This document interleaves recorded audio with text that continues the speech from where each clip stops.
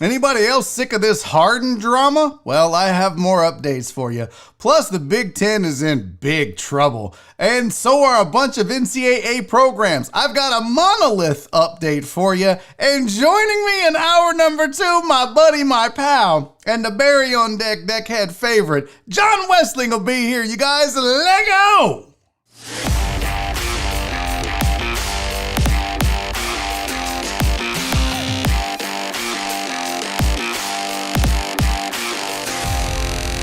Live from the BiffNet Studios World Headquarters in Spring, Texas, it's Barry on Deck, hosted by former ESPN Houston radio host and stand-up comedian Barry Laminack, starring Oliver the Cat.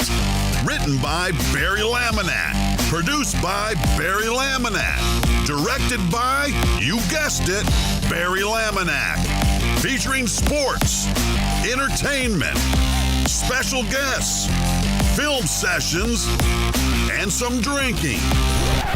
Okay, a lot of drinking. Viewer discretion is advised. And now, here's your host, Barry Laminack.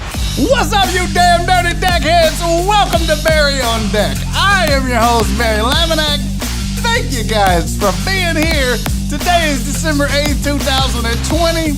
This is episode number 149 of Barry on Deck. I can't believe we're almost 50 removed from the 100, which is like half of the first 100 again. That's how math works. What's up, guys? Welcome to the show. Thank y'all for being here. Busy day. I say that every day, but when we have a guest as magnificent as John Wessling, it's a busy day to get shit in. Hold on, I gotta zoom. I got my mic in the shot. What an unprofessional piece of shit.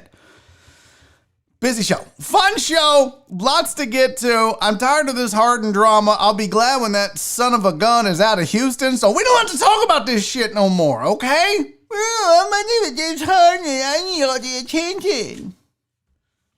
We're gonna get to that. I have thoughts and feelings. And I would have never thought that the Reverend Lord Chris Householder would be the number one knob slobber of James Harden. But he is now. And I'm here to discuss it. But first things first, as you know, who got first? Who's first up in this bitch? Jeff Bell, my guy, knocked Chris Householder off of his number one stoop platform. I don't know. He took over the number one spot. Jeff Bell in early today. House didn't even make the screenshot. That's how far behind he was.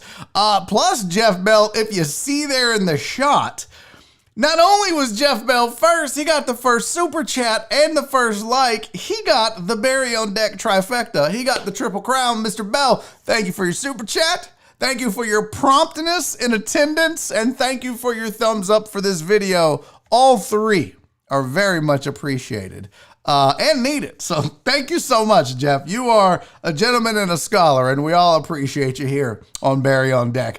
A lot of stuff to get to, but first, let's get the chat out of the way, shall we? Keith Sager is here. What's up, homie? Clarence Marshall's in the building. Truck and Taco is here. Every time I see Truck and Taco, I want tacos from a food truck. Chris Reyes in the building. CC, what's up, baby girl? Total Dallas, Francisco Oberka. Alan Denson is here. Steven the weather guy with his weather update. Let's pause for the cause. Current conditions at BiffNet World Headquarters, 69 degrees. Nice. Dew point 44 degrees of blue skies. 70% chance Barry farts off mic multiple times per show. Y'all hear him? I thought I was kind of sneaking them out. I thought maybe you guys, y'all hear him? Y'all, that's my chair. No, it doesn't do it. Fuck this chair. No, what? All the times this chair makes a goddamn noise. Oh, there it goes. All the times. Son of a bitch. Now it doesn't do it. This mic is very sensitive. It's a Rode NT1. Very good microphone. Hello, this is the voice of radio station WRRK.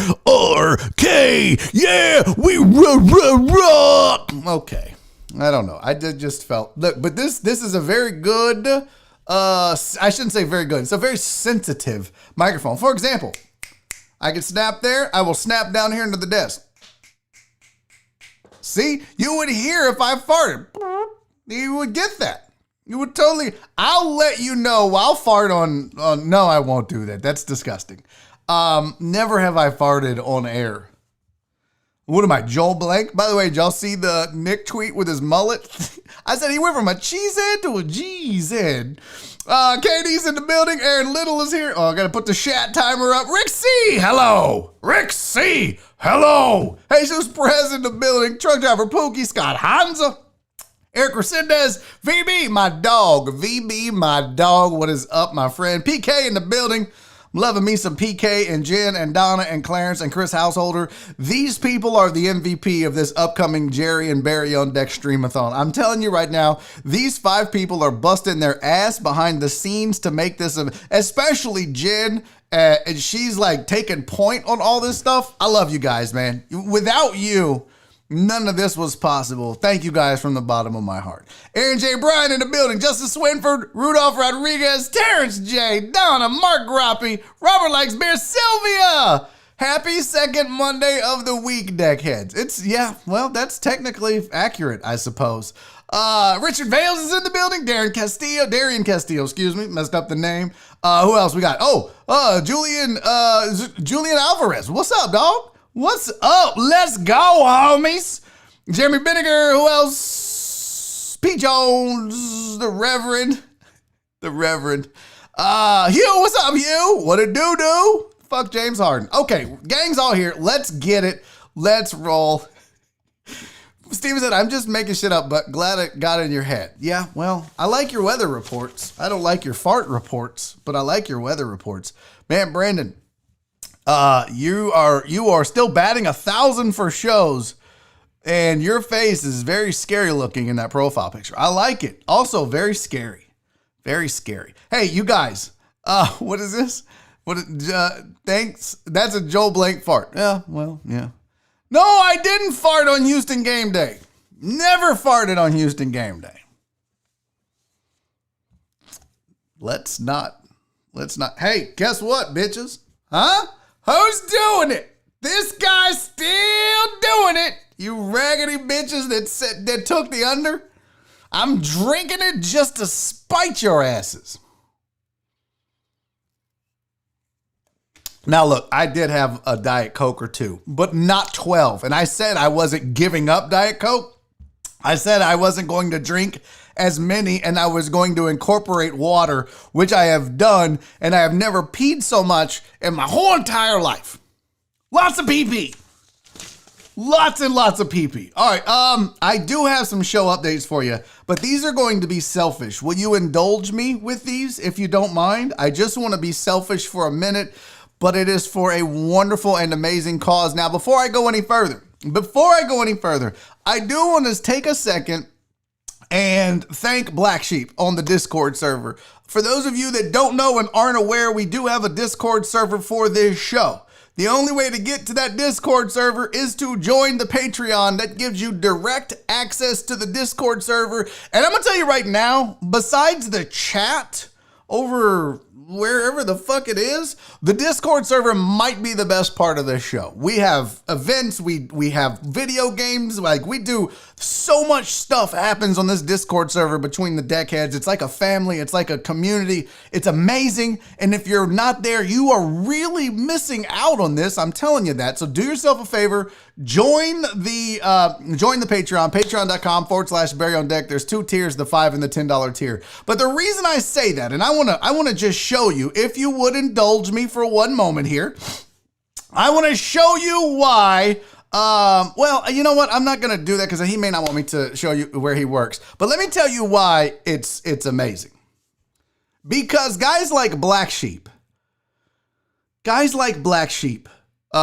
to the community channel on the Discord server and posted links and pictures to all of the jobs that are available at his place of employment, at his work. So like he's literally like, here you go, deckheads. If you need a job, if you're looking for a source of income, if things are down and out for you right now, here are all the different jobs available that you can consider. That's the kind of cool shit. That is the kind of cool shit that takes place on our Discord server. And I'm very proud of that. I'm very proud of what the deckheads have built and the kind of community we have. It's amazing. So I just wanted to say thank you to Black Sheep for giving people the opportunity to maybe get a job in these down times. Because Lord knows a lot of us don't have one. A lot of us. All right, other thing I want to brag about real quick is this upcoming Streamathon. You may have heard about this already if you follow me on Twitter or whatever, Facebook, Instagram. You've seen me posting about this. I've talked about it on the show. The live auction is up. So let me catch you up to speed if you don't know. Jerry Bow and myself teamed up to do something great for the community this year, and we're doing a special holiday Streamathon. It is going to occur this Saturday, December 12th, at 7 p.m. It is from 7 to 9 p.m. Saturday, December 12th. All of the proceeds will benefit Bay Area Turning Point and the Positive Black Male Association, both of them local charities or organizations, both of them in desperate need of some help this holiday season to help people that need some joy in their life, that need to find a moment of happiness this holiday season. So here's what we're doing with the money that we're going to raise from this Streamathon. We're going to buy toys for kids. We're going to buy clothing for people. We're going to sponsor families. And all this is going to be because of you. One of the ways we're going to do this is an auction. We have an auction, a raffle, donations, sponsors. We've already signed up 2 gold sponsors. By the way, if you'd like to sponsor this and you have a business, hit me up, hit up PK, hit up Donna, hit up Clarence, hit up Jen, Jerry Bow, doesn't matter, Chris Householder, hit up any of us and we'll help you. Here's the deal. We have an auction going right now, and the auction will have all kinds of cool stuff. So we've got I'm going to show you guys some of the stuff that's on the auction. So here are 2 items. The one on the left, you guys know those custom Air Force Ones I had made with Abigail. Well, now's your chance to get a pair of those. She's donating her services, like legitimately $400 worth of artwork. All you have to do is pay for the Air Force One and the shipping. She's going to make those custom sneakers for you if you win the auction. Jeremy Vinegar, nice enough to donate an Arian Foster signed and authenticated jersey. How badass is that? Other things you can bid on in the auction that are up right now. My buddy Jesse Payton, who's actually going to be on the show tomorrow, provided us with a signed, autographed Klay Thompson jersey and an autographed Lance Berkman jersey. Also, fellow deckhead Cowboy Fam is offering to come to your house, cook you a 3-course meal, and talk about his time spent on the hit TV show Master Chef. Yeah, you didn't know, we got somebody famous amongst us deckheads, and it's Cowboy Fam. He's going to be on Master Chef in the spring, so it's already done. He's going to talk to you about that and make you dinner and bring some wine. It's going to be amazing. All of these items can be bid on. And what I'd like to do just right fast, by the way, I have put a link to the auction in the description of this video down below. So if you're watching it now or you're watching it later, the link to go bid on these auction items is in the description of this video. All you gotta do is create an account real quick and you can start bidding. So humor me for 1 second and let's take a gander at the auction site. Let's just see what we got going on here. This is the auction site.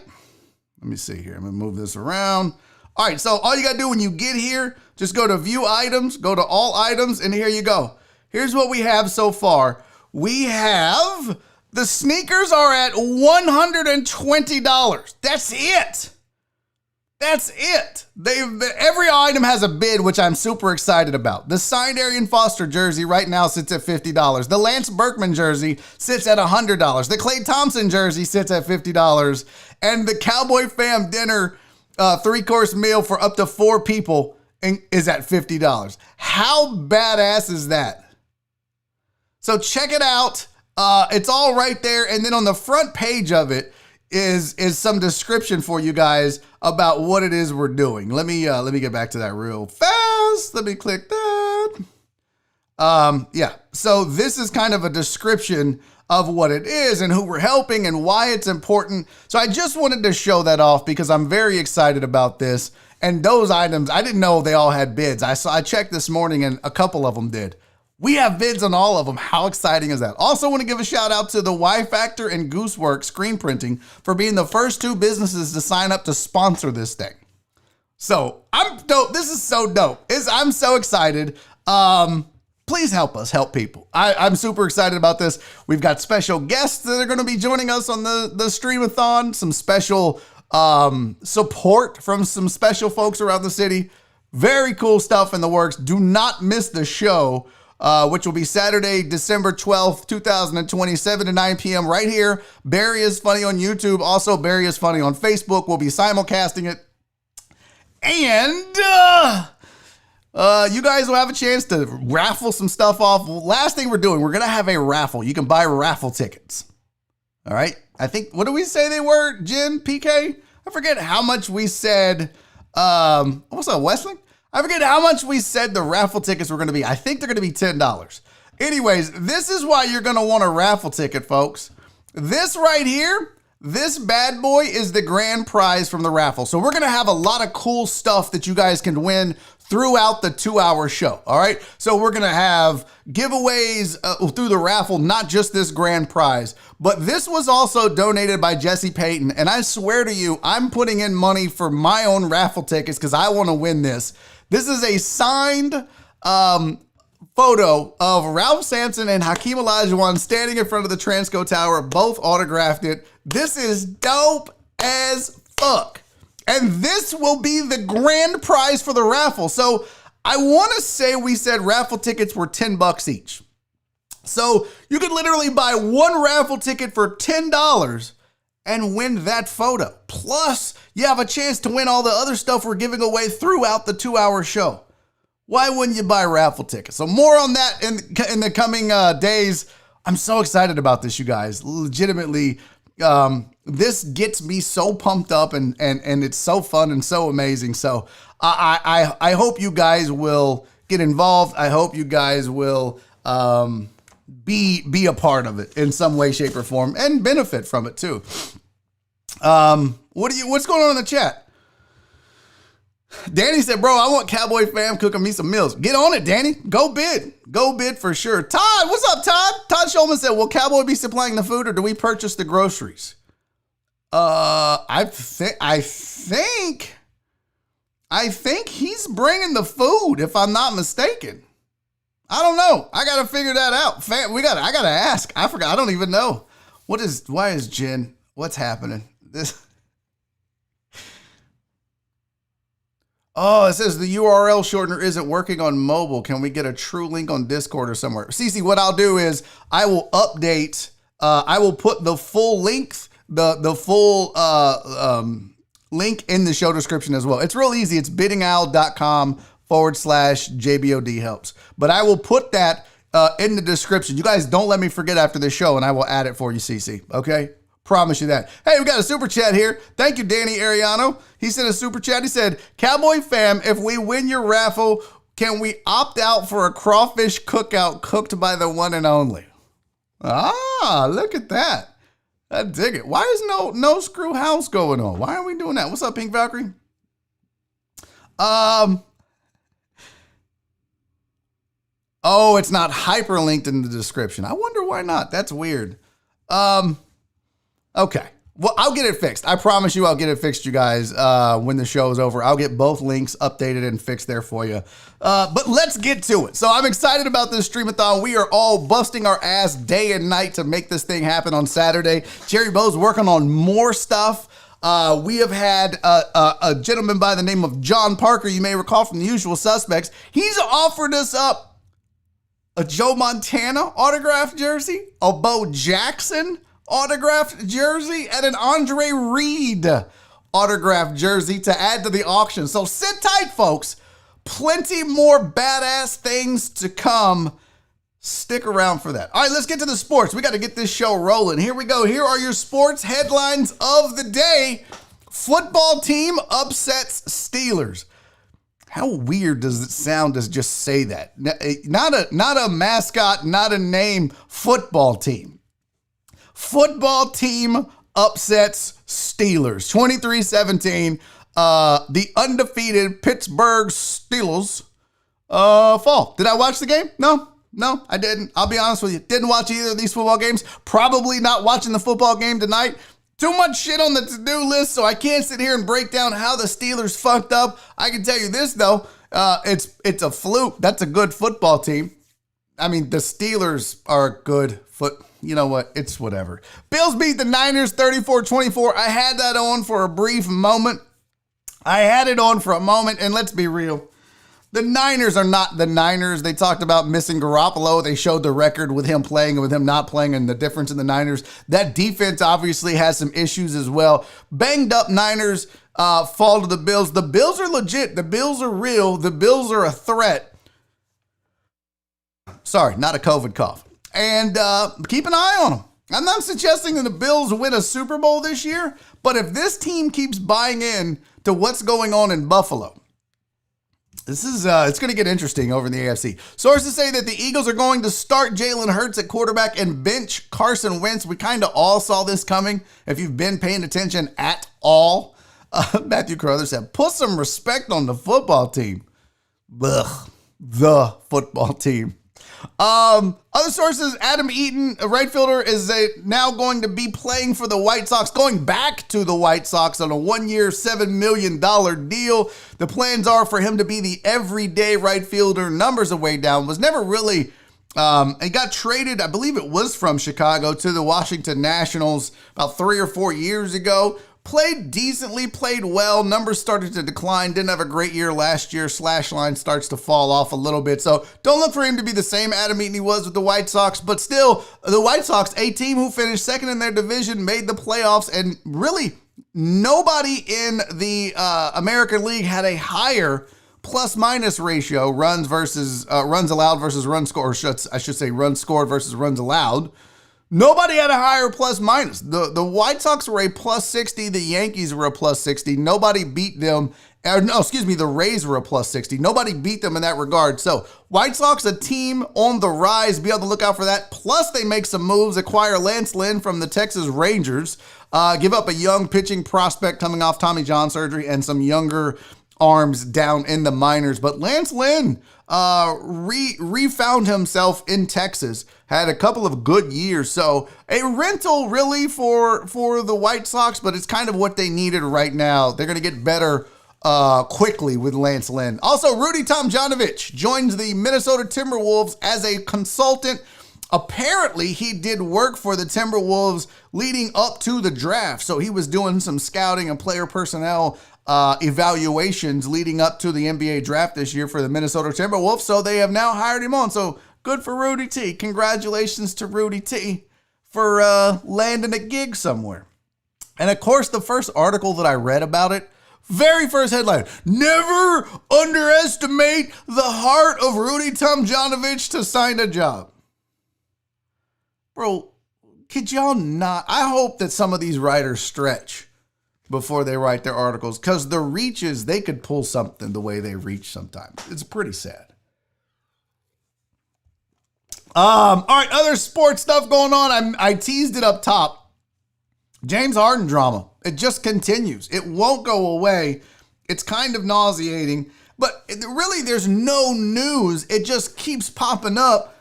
Like there was the newest headline on ESPN was sources. Rockets James Harden open to being traded to the Sixers and other NBA contenders. Yeah, well, we kind of knew that already because if you read and pay attention to Kelly Iko, he told us that a long time ago. We heard about Brooklyn. We heard about Philly. I mean, we know he wants to go to a contender. This is no news. This is no new news, ESPN. But they got to have something to talk about, and this drama just won't go away. KD's saying he just reported in Houston. He should have reported. Obviously, he's got to follow COVID protocol.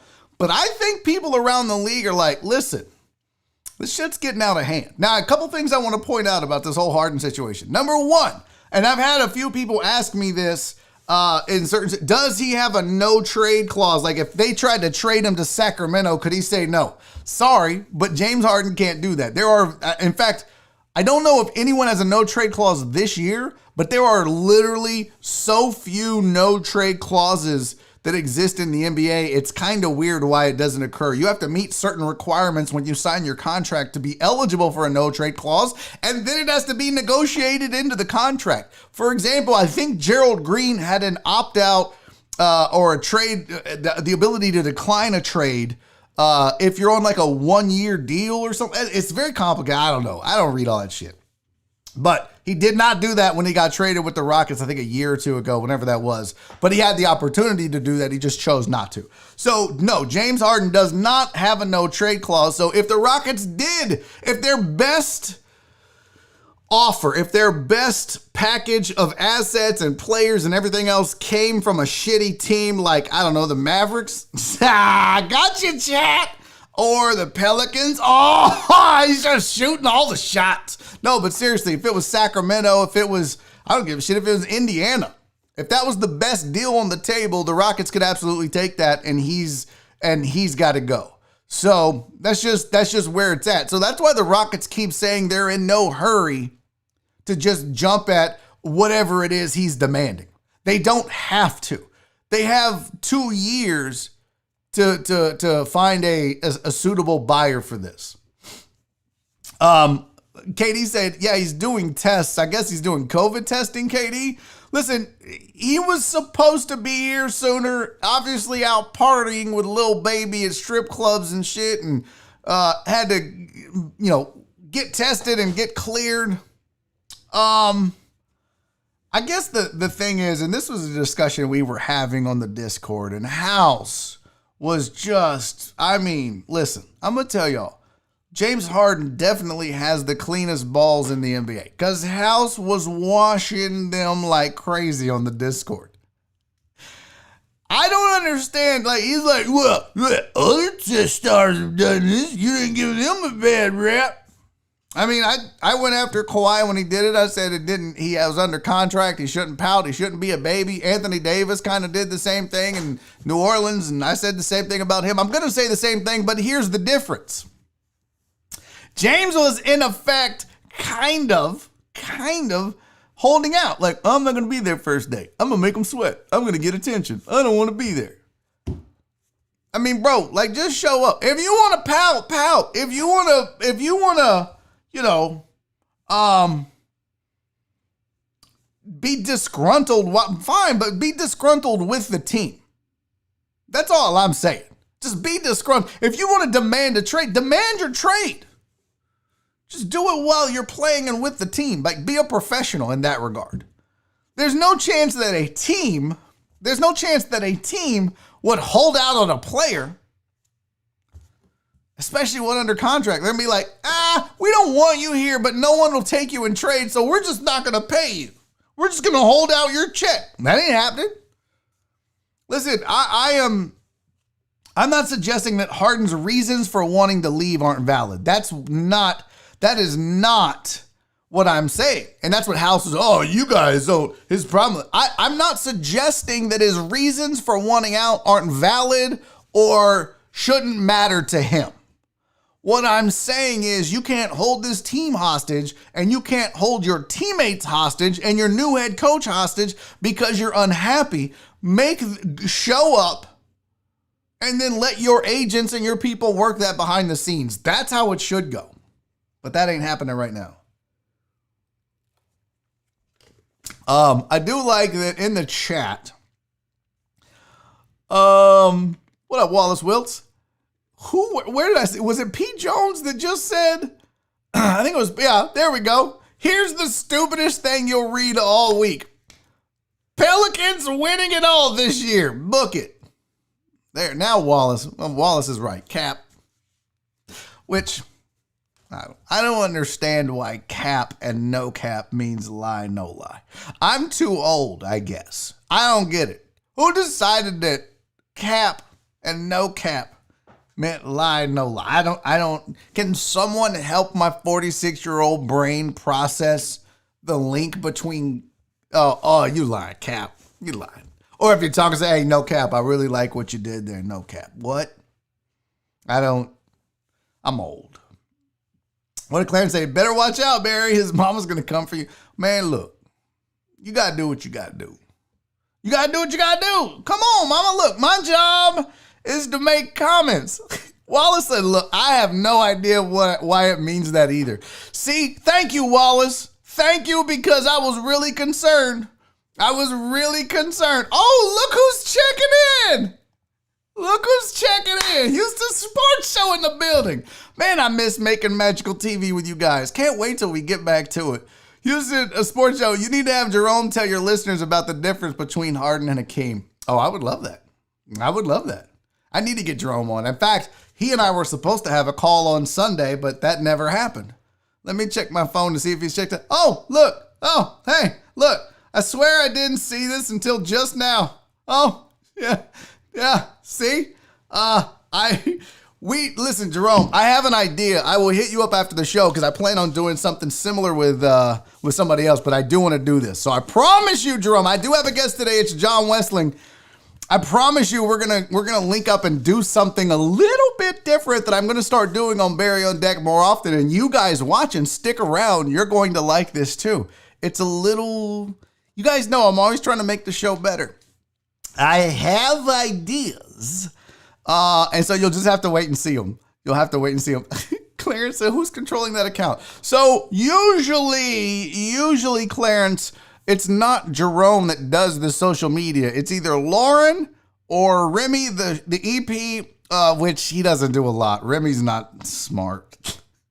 I love you, Remy. I'm just playing. I love you to death. It's either Lauren or Rachel that controls the social media for Houston Sports Show. So it might be one of them. That's my guess. Oh, excuse me. Brandon Martinez said, hopefully tomorrow there's more Harden talk.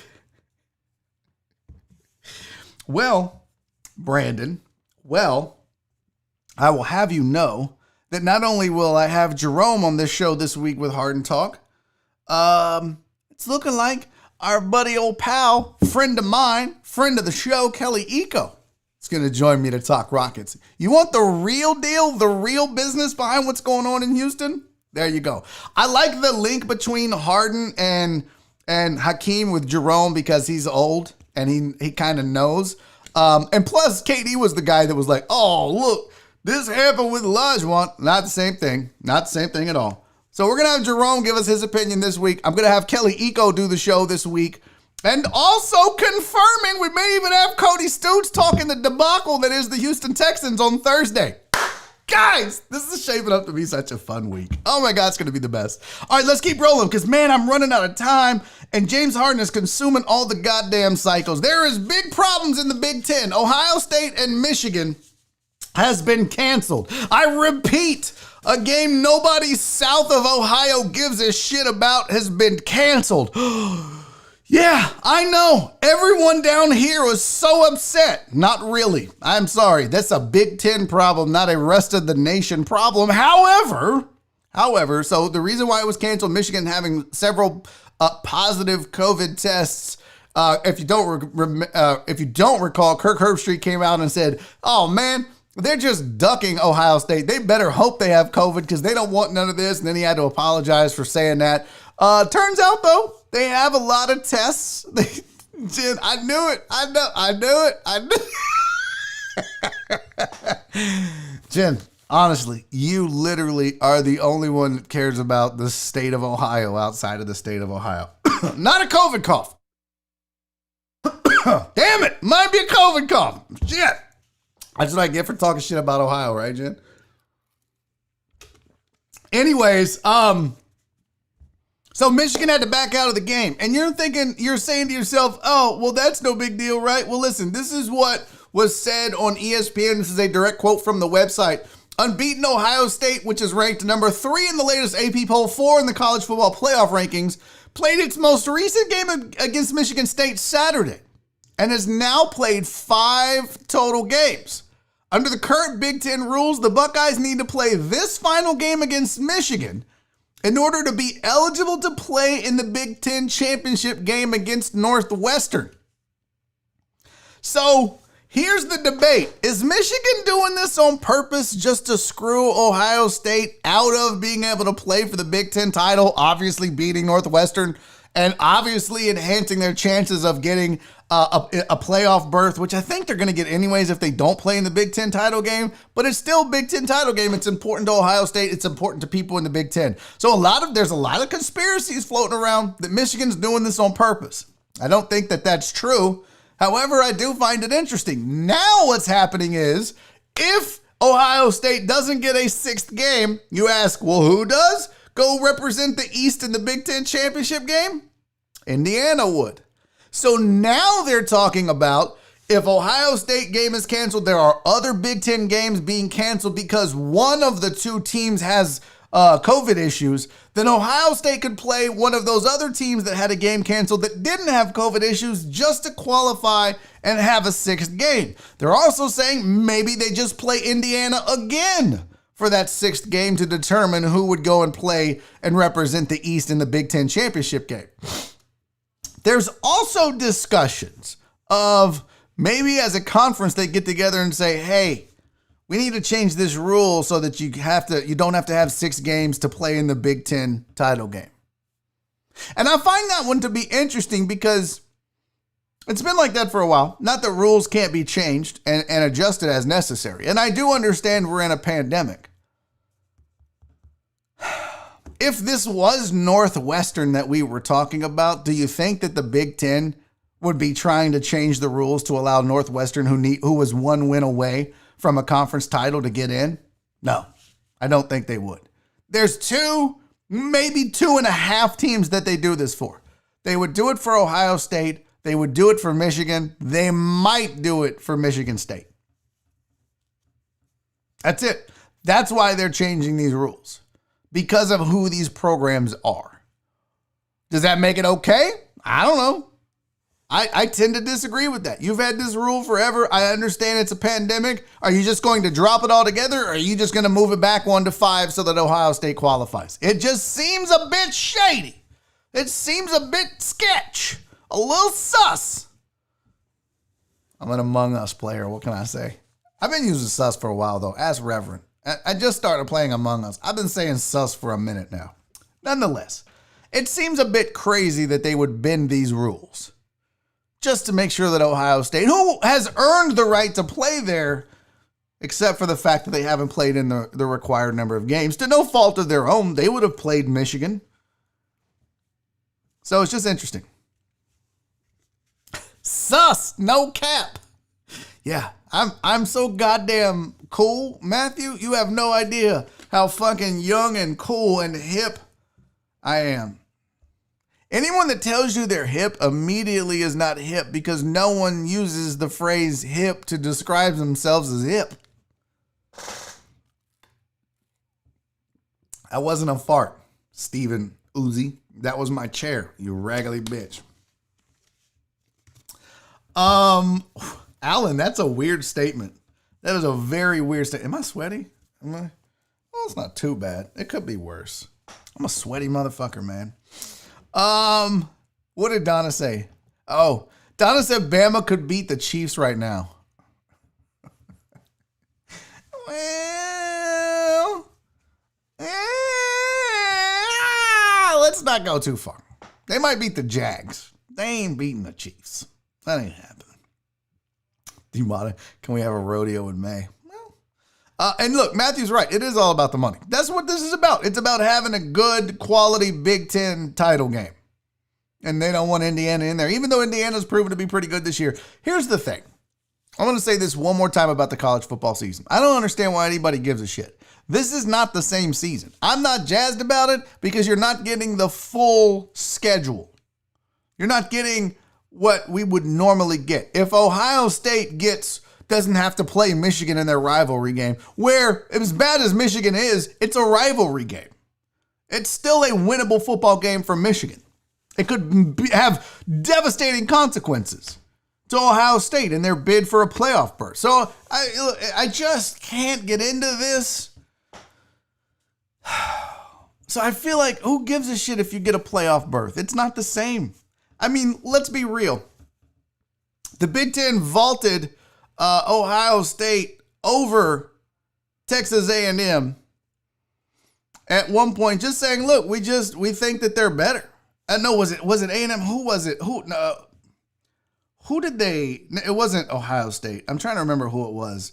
That the selection committee chose to move up over. Damn it, I can't find it. Anyways, there was a team that the selection committee said, look, we just think that they're better than A&M, even though A&M was ranked 5th in both polls. And again, that's the right of the selection committee to do that. But I think too, if you have a full slate of games, it's easier to justify those decisions. But we don't have that. So one more thing I wanted to talk to you guys about, and damn it, we're not going to get to this NCAA story. I will save the Monolith story for John Wessling. John, you better do your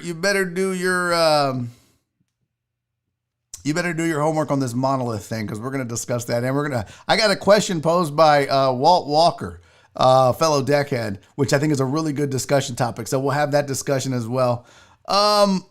Joel, what's up, homie? He said, excuse me, sir, where is the Berry Lounge? Can I find the eggnog scented candles? You hip bitch. Do you guys do gift wrapping? Joel, I loved your haircut, buddy.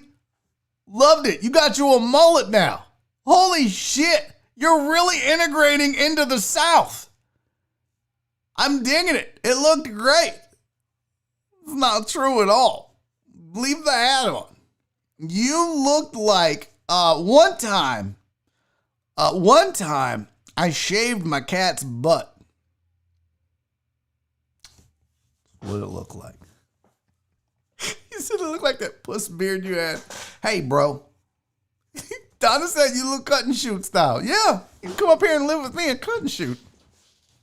Hilarious. All right, this is the last thing I wanted to discuss. And well, you know what? Before we get there, can I take a second and tell you guys about the Boiling Dragon? Just real fast, I want to tell you about the Boiling Dragon because, guys, if you're looking for some of the freshest seafood in the Pearland area, heck, south of I-10, and it's got an Asian twist, then you need to look no further than the Boiling Dragon. Their boiled seafood flavors include the house original, the garlic butter, the Thai basil. They specialize in a ton of dishes that you're going to absolutely love. Cece's been there. She's tried the food. She said it's amazeballs. She can vouch for it. Ask her what you should get when you go, and you should go. They've got campechano, they've got chowder fries, clam chowder, gumbo, the shrimp crab puffs, the catfish shrimp baskets. Guys, try it all.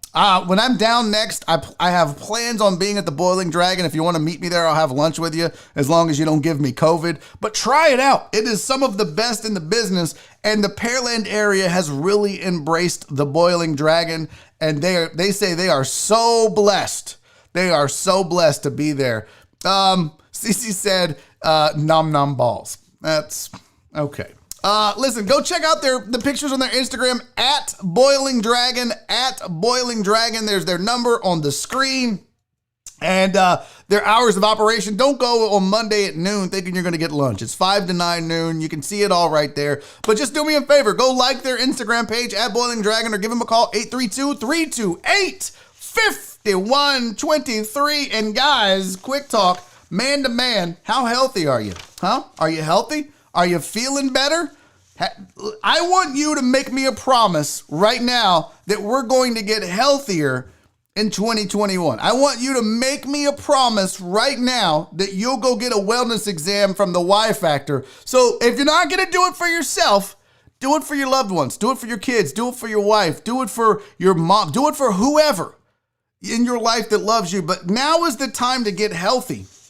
And there's no better place to do that than at the Y Factor. Stop being macho. Go get it. Ladies, tell your man, go get it.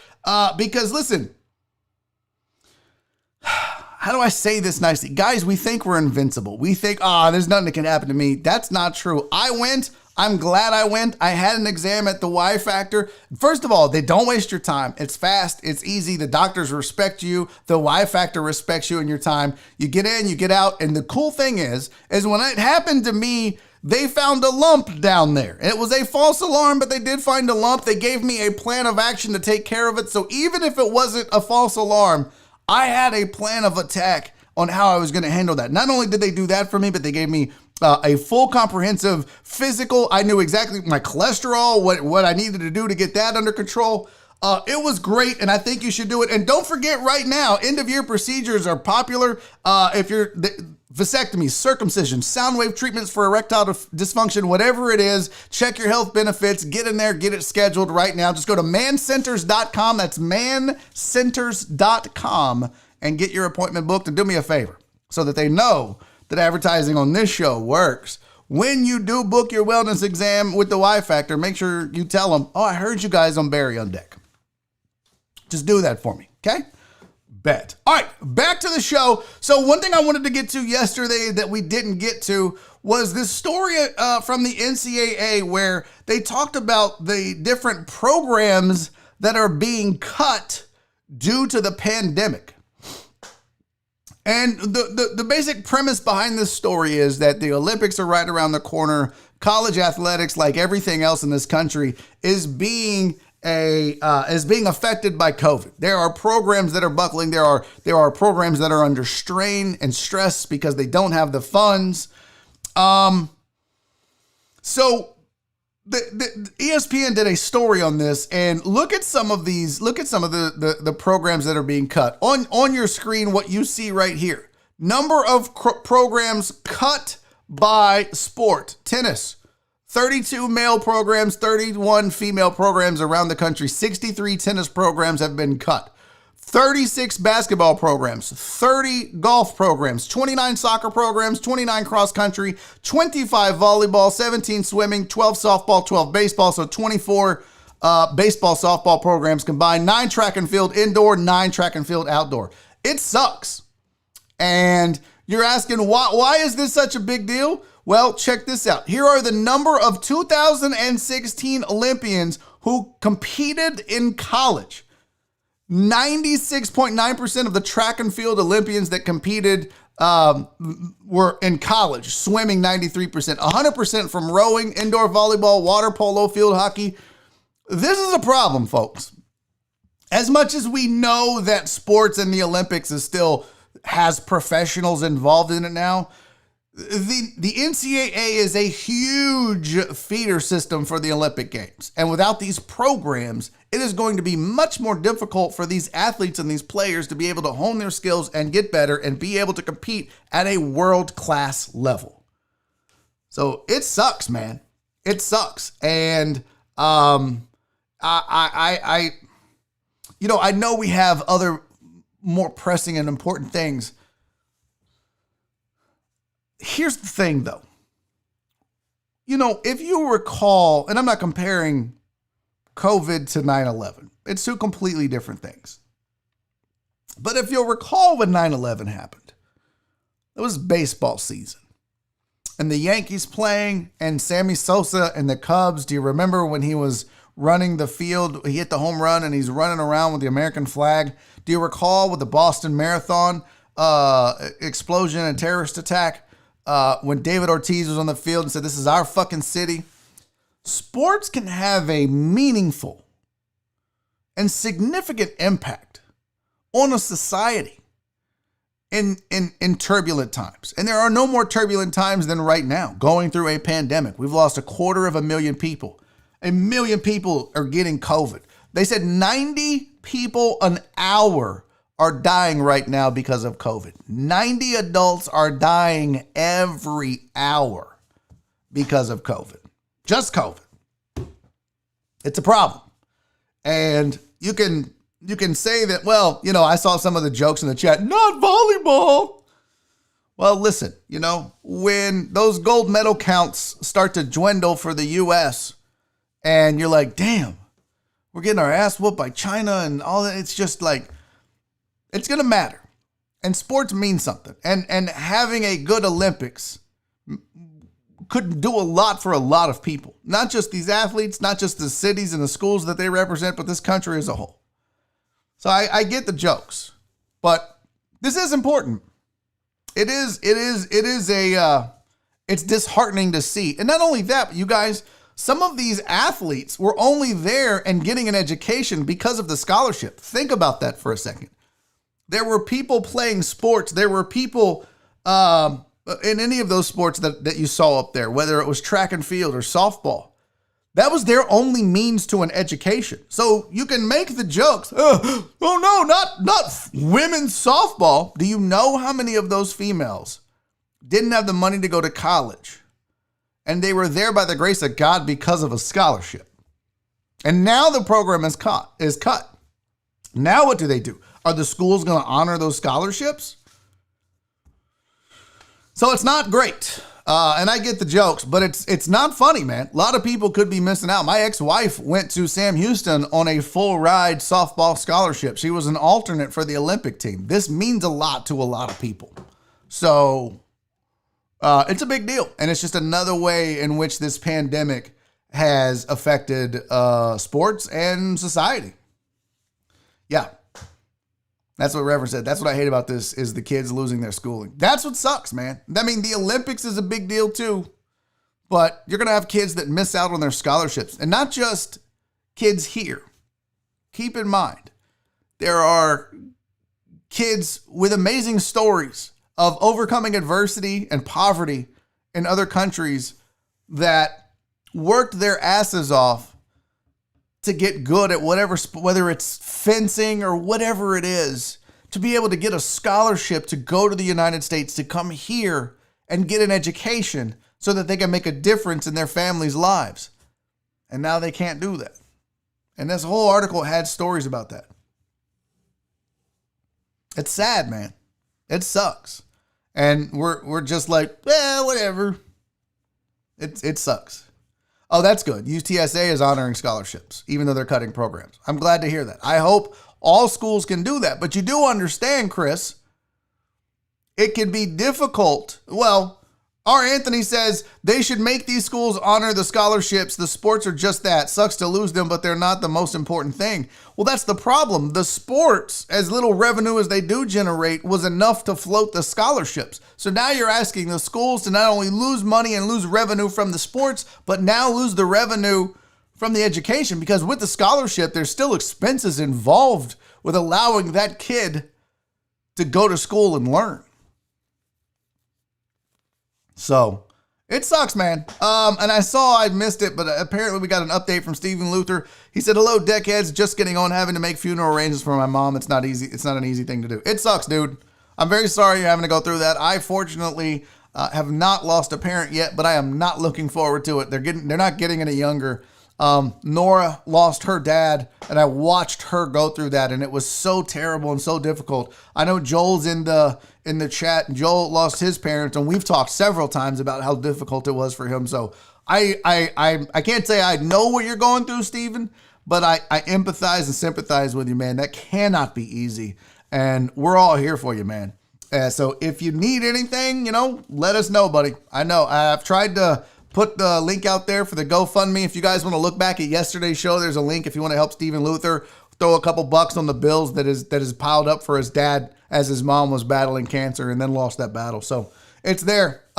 It's previous show. Just go back one episode number 148. You can find it. Okay, it's 2:55. We got to almost everything I wanted to get to. Coming up next on the show, joining me, my buddy, my pal, friend of the show, friend of mine, friend of yours, funny man extraordinaire, former sports talk radio host here in Houston on ESPN and Yahoo 1560, stand-up comedian, host of the After Later podcast, which is featured on the Helium Podcast Network. He's a whiskey brother, former whiskey brother. He's a good friend, a great dad, and a wonderful human being, John WESSLING. How about that for an intro, John? I just sucked the shit out of them balls. There's no shit on his ball. Anyways, John WESSLING's next. You guys stick around. I do have a break video for you, Brandon Martinez. It's last week's Barry on Sports. Enjoy that. We'll see you in 5. Go poop, go pee, smoke a cigarette. We'll be back as shortly with There He Goes, Man of the Hour. John WESSLING right here, Barry on Deck. See you in a bit.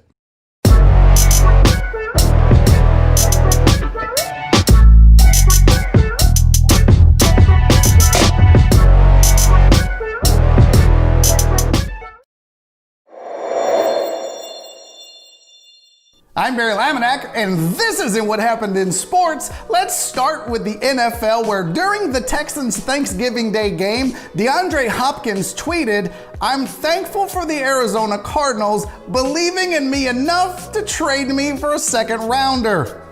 Wow, it looks like he's even good at using the back of his hands. Hopkins threw so much shade, the Texans decided to leave the roof open. The Detroit Lions fired head coach Matt Patricia after they were thumped by the Houston Texans on Thanksgiving Day. Patricia's record as head coach, 13-28-1. So just like the rest of us, the Lions finished off their turkey too. All four Denver Broncos quarterbacks were suspended by the NFL for not following COVID protocols. Broncos quarterbacks read league COVID rules worse than they read defenses. The weird thing about this, their QB ratings actually increased.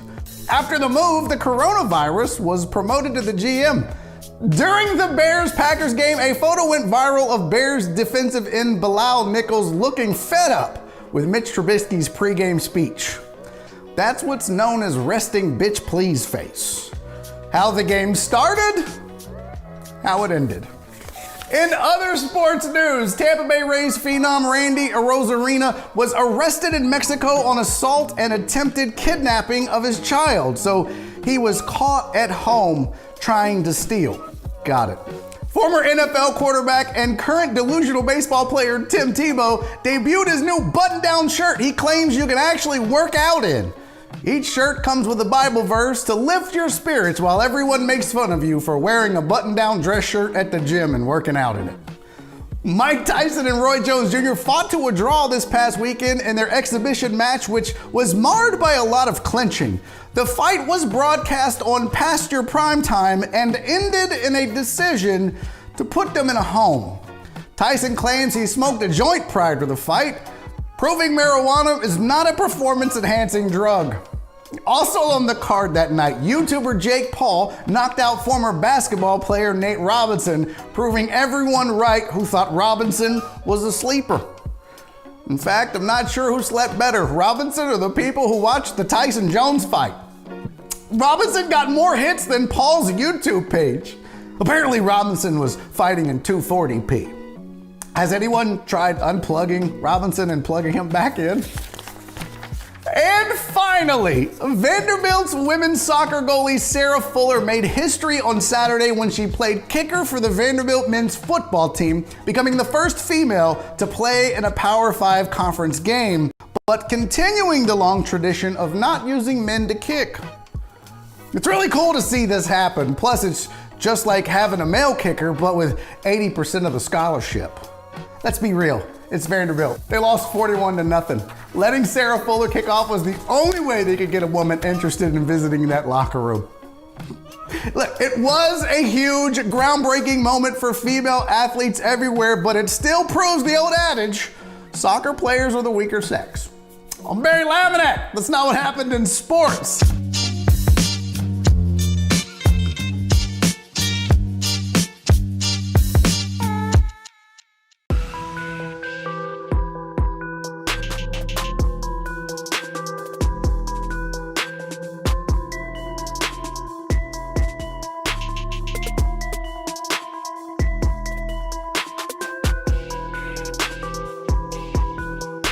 Hey, welcome back to hour number 2 of Barry on Deck. Look at that sexy bitch on your screen right there. Joining me on the show right now.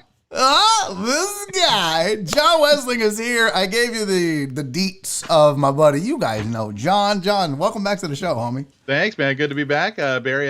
That intro was great, man. That's they got me fired up. I was kind of made me change the tone of how I thought we were going to open. I was going to come on with the super depressed reality angle, but we're going. You're pumping my tires. I gotta act as if. I gotta say right now, I am super impressed with you and your technology. What, this background? Yeah, you got the green screen working. You have converted the logo into a full-fledged background on this bad boy. You're moving up in the world, Wesley. Well, I'd love to take credit. I've got the whole green screen set up here. 4 or 5 different. Dude, it's on Skype. It's a Skype thing. I uploaded the picture and it popped in. It was like, so that'll hide my filthy house. So you can put anything back there? Yeah, dude. Why aren't I doing that? I don't know, because you got the cool background. You got the whole room set up. Oh, besides, if you were to use the little Skype thing and just sort of, chicken shit it like I do, then you couldn't write off all those soundproof things and the light, the LED, the Christmas tree, probably the car. You wait till you won't see it, but the amount of write-offs I'm going to have this year, for a guy with no job, I spent way too fucking much money. Way too much money. But shit off like a 1%er, man. Fuck 'em. But next year I'm gonna be fucked because I'm not gonna have anything to buy. Like, all the equipment I have is really all I need at this point to do this show. Now there might be upgrades later, but I think I'm done with equipment. So amount of tax breaks. But I will say this, like literally it's been a negative sum game so far. The show makes money, but all the money goes back into the show. So. Right. No, hey, dude, this ain't an audit. You ain't got to explain your business practices to me. You know what I'm saying? I don't know if you're selling meth inside your little Christmas ornaments. No, that's not meth. That's just a tinsel. Was it? That was all Nora's idea, by the way. All Nora's. Oh, that's a great idea. She's so smart. Clearly, Nora has the brains on the operation. Are you kidding me? So smart. She was like, you should make ornaments for all your moderators. I was like, I don't know how to do that. She's like, me and Nancy already figured it out. Here's the ornaments. Here's the tinsel. Yeah, it sounds nice. Do this, and this. I was like, oh, fuck. I wanted to do something, but I would be like, here's $20. Like, I don't know what the fuck You know what you should do? I don't know. I'm probably blinking out here. I don't know. That was my connection problem, but because I know how those ornaments work, right? You can kind of stuff whatever you want in them. Yeah. And since it's legal and you have a hemp sponsor, you can fill them full of hemp bud. Think about that. Like, you know what I mean? Just load those up with some fat nugs of the OG purple Kush hemp. Bro, if this was if this state, that would be a great Christmas ornament. But the nugs are legal. I found that out. Like, the hemp's legal. You can go get hemp flour. You don't get high off of hemp, do you?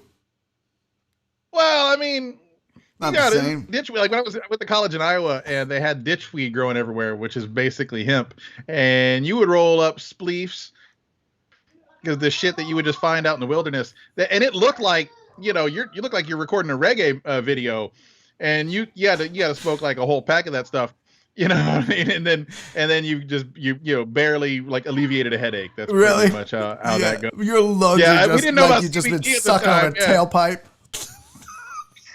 No, you're just smoking. Ooh, my big old fucking fat blunts. Oh yeah, you got to hit this. And it's just nasty Iowa ditchweed. So, in fact, there was one time the little college I went to, Graceland.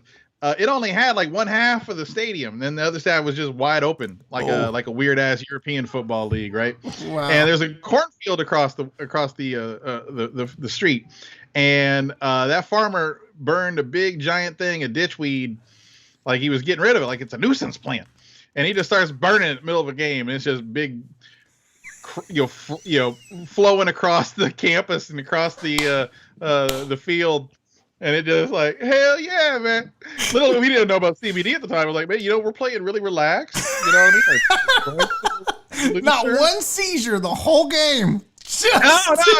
No CTE that day. Everyone went home and slept like a baby.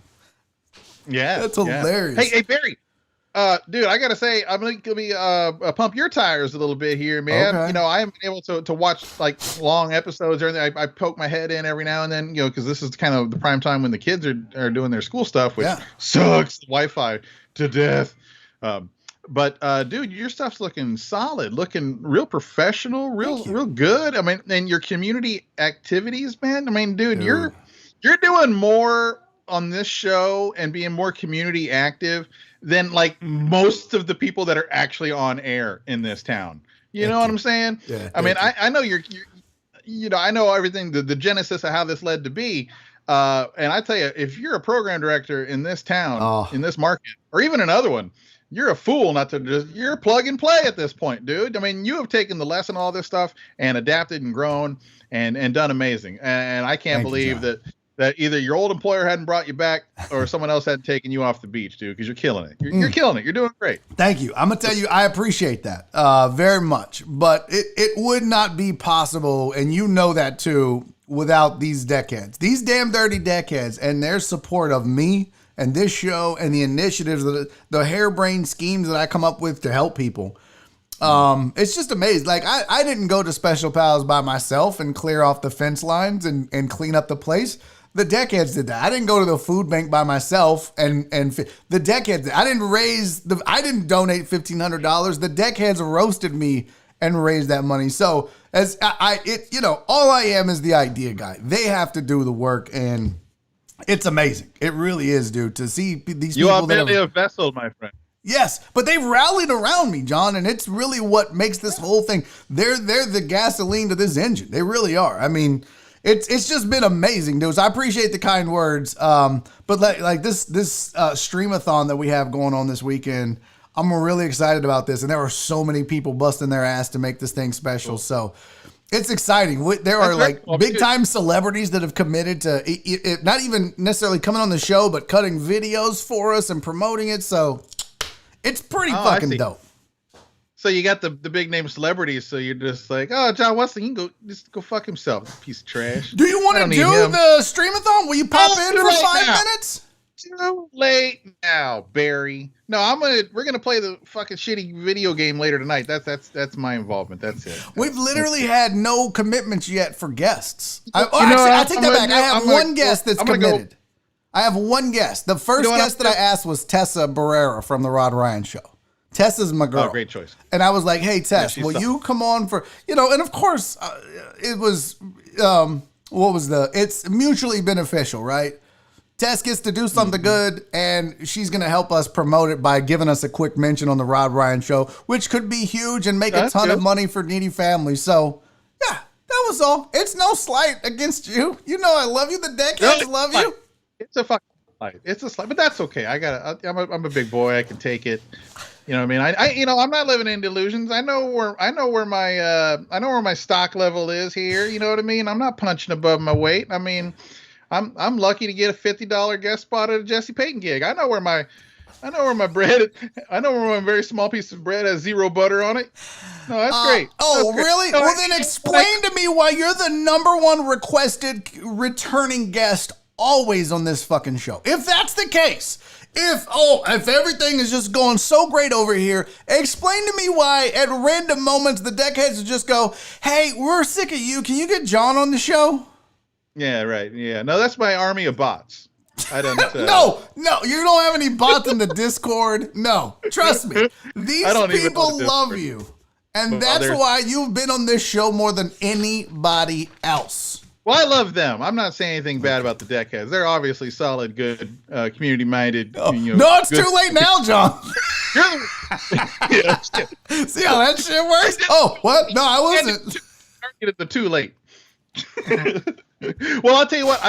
Tell me how the Streamathon works, because I will be. I'll be in El Paso at the comic strip this week. Fancy pants! I loved your post about it. King of the Fallouts rises from the ashes. Yeah, I mean, hell, I'm on here today as a Fallout. You know what I mean? You weren't. I was literally no Fallouts. I didn't have a guest plan for today. I only had one guest this week. It was Jesse Payton on Wednesday. That was the only one that I had asked for the week. But I was like, you know what? I want to have. I guess I feel like the people get sick of me doing solo shows. They're like, okay, we get it, Laminac. We just want something different. So I'm like, who do I trust and who can I get that'll be a good show? And then I was like, you know what? Opportunity for us to promote the stream tonight. Yeah, no, I like that. That's good thinking, man. I like your media savvy. Well, there, I'm, buddy. So what you're saying is I'm long relief. You're tired. It's a fucking Tuesday. I'm not going to win this. No matter what I say, I try to tell you you're literally the second most important person on this show behind Oliver, and you won't fucking take the compliment. He's a fucking cat. But I like cats. I got cats. Now, Okay. yeah, I'm like, they always have that heartwarming story about once or twice every NHL season where the emergency goalie guy who works at a fucking tire store, and he's just like a part-time hockey coach, and they throw him a jersey with like a number 60 number on it, and then like two guys get busted for PEDs, and the guy has to play a game, and like most of the time they just get rolled like 9-2, just get absolutely schooled. But every now and then, like the guy makes a good save, and it's on Sports Center. That's me. I'm the emergency goalie who sits in the hallway by the fucking Zamboni. No. Yeah, I'm proud to. I know my role. Shut up. That is not true. Are you looking forward to this game stream thing tonight? No, not at all. But I am. I'm really. It's nice to be invited and involved and get to talk to you guys. I don't know. I'm watching my daughter play that Among Us game, and I'm afraid to download it on my phone. It looks like something that's full of spyware. You know what I mean? And I have questionable things on my in all my clouds. Well, so you can't just put it on your phone because you've got to be able to video chat with me too. You know that, right? Or I mean, you can put it on your phone as long as you have your Skype on. So what I'm doing is I'm going to run it on the computer. But all of you guys need to Skype with me because we're going to have everybody on screen while I play. So you're only going to see my gameplay, but all of us will be on screen talking together. So I played it last night, John. Yeah. For the first time. And I told you guys in the group chat for this. I said, I'm going to try to figure out what we do. And then I left for that group chat for an hour and a half. And I came back. And what was the first things I said in the group chat? This is the stupidest fucking game I have ever played in my whole life. And if everyone wants to back out now, that is fine with me because it's fucking dumb. Yeah. Well, I mean, we're not like competitive trying to win, like pretending that we're good at it, right? I mean, no. The whole point is just to have fun and be entertaining and, cross-promote, cross-pollinate on a stream on a Tuesday night and maybe build up our, rising tide raises all ships kind of thing. Yeah, exactly. Yeah. Exactly. Oh, yeah. Jerry Bo brings some streamers. I bring some streamer followers. Kiki, you, we all bring a little bit of our fan base, Trey, and we benefit to each other. Tony Casillas is doing it. So I think it'll be interesting. It'll be fun. The people requested this. I wasn't going to play this stupid fucking game. And then they were like, Barry, you should stream Among Us with a bunch of comedians. It'll be a hoot. And I was like, okay. So I watched a game and I was like, I don't get it. But I guess when you're playing it, it's different or whatever. No, it's no different. It's fucking dumb. It is dumb. And I think tell me if I'm wrong, but if we're watching your play of the game, then we'll be able to know if you're the spy or whatever it is. So yeah, you better. Man, that's gonna be kind of fucked up. I'll be able to go, oh hey, look, I found. No, Barry. You won't be able to see my gameplay. Well, you'll probably be able to see my screen. I don't know how we're gonna do that. Yeah, exactly. That's what I'm saying. There's not like I thought this was like there was a main code where the Twitch folks could. I don't know. I don't. Well, yeah, you'll be able to watch it on Twitch, but if we're streaming right now, you can see how you can see what you see isn't what you see what the people see. Is how that works, right? You're seeing us side by side. I'm just seeing you. I think what I'm going to have to do is turn on a separate feed or some shit. I don't know how this is going to work. I'm going to probably use my webcam to do it. But yeah, don't fucking cheat, WESSLING, and go to my Twitch feed and have it on one phone while you're playing on the other going, oh yeah, Laminac's the imposter. What the fuck is the... Why would you cheat? Or you're playing a game. Are you playing a game to win the game? Or are you playing a game to fucking beat off with your buddies, for Christ's sake? I'm playing to win, man. I mean, that's the whole point of the game. You're off in a technological peek over your shoulder. God damn it. I'd be a fool not to take it. God damn it. Now everybody's going to cheat. And every time I'm the imposter, it's not going to matter. Fuck. Yeah, we're all going to cheat. If we don't cheat, I mean, you're not trying. This is stupid. We learned nothing from our 2017 world champion Houston Astros. I'm going to be banging trash like a boss in this bitch. I ain't gonna care. I'm gonna have a goddamn parade. We're gonna be throwing hats back to people. Among Us hats. And on the back it just says stupidest fucking game champion. World champion is the dumbest fucking game they ever made. I swear, dude, I played it last night. At one point I get there's this chat function and it was like hi all in a row. I was like, hey, they were like, what, can I be the color black? I was like, I'm playing with a fucking 9-year-old. I'm a 46-year-old man right now online playing a cartoon fucking game, a 2D cartoon. I remember this reminds me of the fucking football players on Atari. It's so whack. Yeah, it is. And I was like, this kid is 9 years old. Can I be the color black? I was like, no, bro, that's what I am. You're mean. I was like, oh my fucking God, what? This is my life now. This is your life now. Yeah, that's you're gonna get on a watch list for that. All of us are. Just for downloading just downloading it. Game. Yeah, it's gonna come up in background searches. Like, hold on, did you like enter your age? We'll put them in that database. Yeah, exactly. Wow. It's going to be interesting. Listen, I said, hey, we'll do this the first Tuesday of every month. We may do this one Tuesday of this month. And I don't know if we'll see how it goes. I'm not going to make you guys come back and do this again.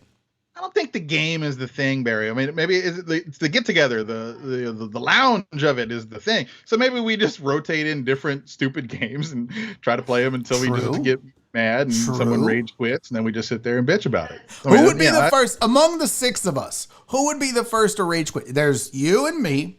There's Jerry Rocha. That's 1 and 2. Yeah, you, me, Jerry Rocha, Trey Tutson, Tony Casillas, and Kiki Maroon. Of those 6, who's the first one to rage quit? That's a good side action bet right there, because that's a lot of horses in that race. There's a lot of people with short fuses. Oh yeah, a lot of people with emotional problems. If they're not angry, they're emotional. Yeah. Oh, I'll tell you what though. Here's a sleeper pick, not for rage quitter, but for someone who's going to win and dominate is Kiki. Yes. Yeah, Kiki is. I mean, that girl is just naturally competitive.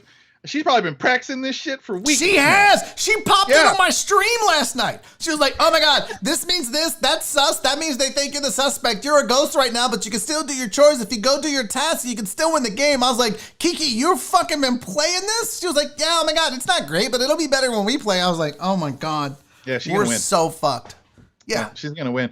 And she'll be mad at us for shit talking it because she won't feel like her win counts as good because she wants you to try when she beats you. I got that out of the way early. I shit talked it during the game. It was I streamed it just to test and played 50 minutes, and it's about 47 minutes of me going, "What the fuck is this?" Yeah, I think that's what's gonna happen tonight. There's gonna be a lot of I can't get in. Was there a code? What was the code? I was like, how do you do these tasks? You're like doing electricity tasks. You're like, you gotta link up the ship, and it was like, what the fuck kind of? Who builds a fucking spaceship that is so simply disabled? I mean, that's why is there so much wrong with this spaceship? What was the name of the spaceship in Spaceballs? The one that was always fucking broken. Hey! Oh, this is Dan. Dan's head disappeared for Dan. What's up, buddy? He's blinking in and out. He is a badass cat. Look how pissed off he is. Dan's like, man, I'm about to fuck some shit up on this desk. He's like, I was on the way to the goddamn litter box, buddy. So you're playing with fire. Dan's got a shit, guys. What's up, Dan? Now, are you going to follow through and go get what was his name? Blumpkin? No, not Blumpkin. Oh, no, that's it. No, that's our dog. That's our dog. Well, you came up. I saw your post about Whisker Wednesday, right? Yes. And I don't know how long you've been doing that. 2-3 weeks. Oh man. Well, you put up the picture of the cat Bumbalino, and I tell you what, dude, we were sitting there upstairs watching TV and looking at a phone, watching Real Housewives or whatever, and I saw the picture, and he looked so much like our old cat who passed away several years ago. Aww. And I was like, oh, well, yeah, this guy, he was Sam Elliott of cats. He had a great life. He went out like a champion, like a boss, But yeah, so, we started looking at the picture and we're like, oh, this is a cool little cat. We checked out the video. There's one of the videos from Special Pals. Special Pals and Katie. Yeah. And, we're like, hey, this cat's cool as hell. He reminds us a lot of Barney. And they started showing the kids and everybody. They all started falling in love with him. So all goes well. If he's not already scooped up, probably gonna go get him next week. What? Yeah, man, we're gonna get Bumbalino. We already got a new name for him. Blumpkin. No, it's already taken. Yeah, fucking shit. But in our house, we like to give our animals full names. Oh, right. So we've decided we're gonna keep Bumbalino as his last name and change his first name to Vinny. So Vinny Bumbalino, nice, aka Vinny Bag of Donuts, nice. Oh yeah, wait, sorry, my wife chimed in. His full name will be Vincent LaGuardia Bumbalino. But wouldn't his last name be your last name? Is that not how it works? Dude, that's gross. We didn't. It's not my biological cat. What the fuck?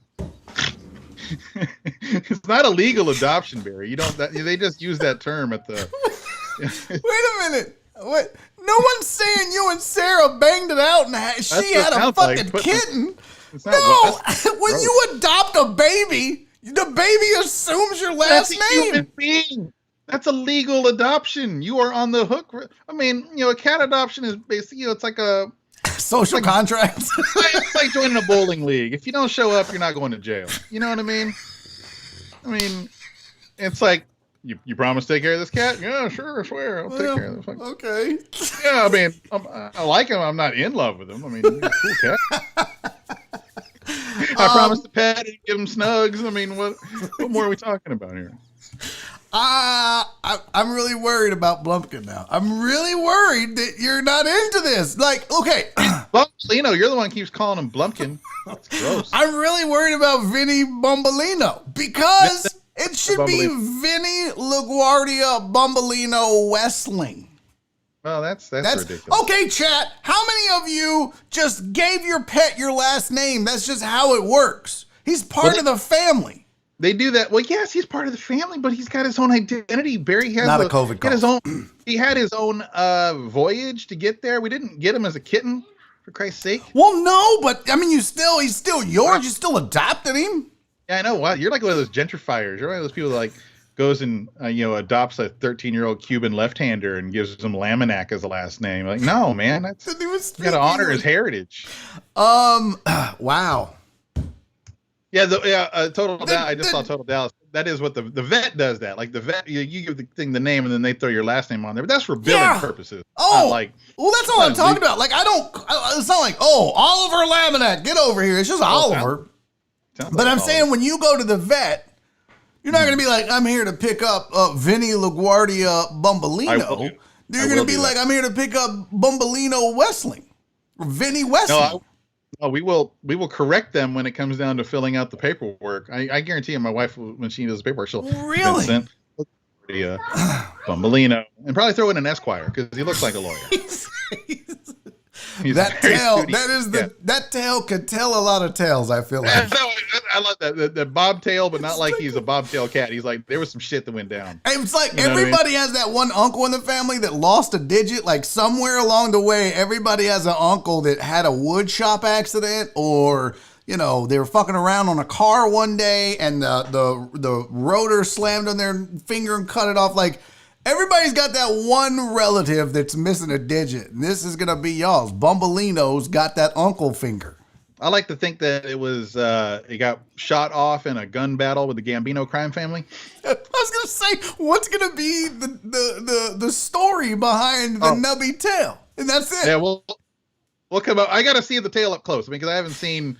Is it nice and smoothed off, or is there like a ragged little, like a weird, Like, is there, obviously it's furry, but like at the end of the fur, is there like a weird ass pinky nub situation there? Is there like you ever see someone who's got like the cut above like they lose the leg above the knee and they have like that little thing hangs down? Yeah. It looks like a cow's udder almost, or just like a nipple on a cow's udder. Yeah.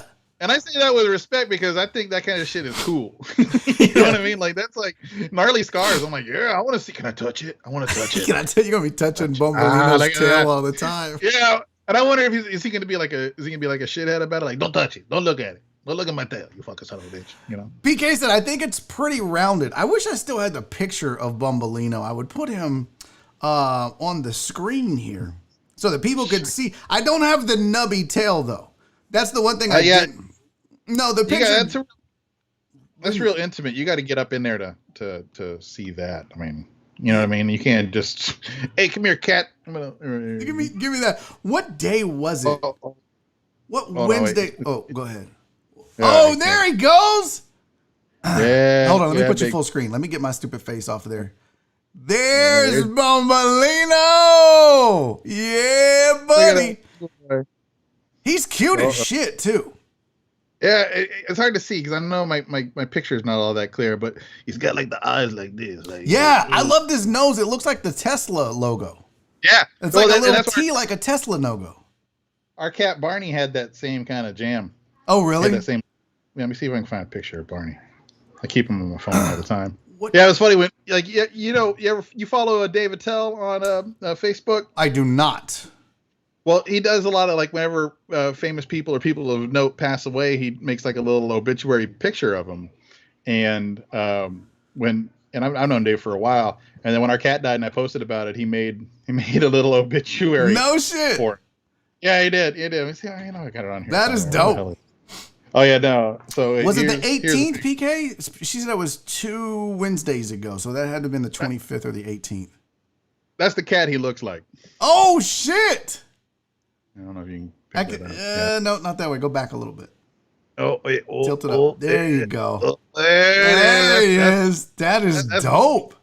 That's a sexy bitch right there. Oh, he's in a box on top of our coffee bar. And how long ago did y'all lose that cat?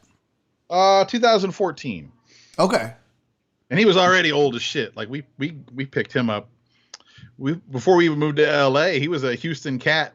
Around 99 is when we got him. Oh, really? And then drug his ass to LA and back. That cat saw some shit. Oh, I found Bumbolino. Let me put this on the screen here. Oh yeah, let me see it. Yeah, there he is. There's Bumbolino. Now the tail you don't see, but look at those eyes. Those eyes they've seen some shit. They've seen some crime family bullshit. Yeah, that cat's got 2 lives left. Yeah. Yeah, he squandered most of them in the tail. Now you said if he's there, he's been there for years or months now, right? They said PK said for a long time. So I think you'll be okay. Well, you never know. That's my fucking luck, man. That's the Wessling luck. Is the cat's been there for a year and a half, and so that's the great reach of the deckheads. I mean, you put it out there, the cat's a star now. So it's just a matter of nobody better fuck John Wessling out of this cat. That would be such a dirty dickhead thing to do. Not a deckhead thing to do, a dickhead thing to do. I'll tell you, I would not agree with that, just because I want what's in the best interest of the cat, Barry. And if he finds a loving home in the days before we get there, all I ask is come over and pet privileges. I want to pet that cat. Just be able to go, okay, listen, that's weird. Can I come pet your kitty? They have to give him the name. Hey, can I pet your cat? Hey, can I come over and pet your kitty? Play with your kitty for a little while? That's just creepy. Don't do that. All right, listen, I have a sports question for you. Oh, shit. Okay. Are you prepared for this? Have you been watching any football this year? Yeah. Absolutely. Okay. So this was given to me by Walt Walker, who's a decade. I don't even know if he's here right now. But he is like, hey, this might be a good show topic. What do you think? And he sent it. And I was like, oh, I really like this. In fact, this is a 2-person topic. This is a discussion between 2 people to have.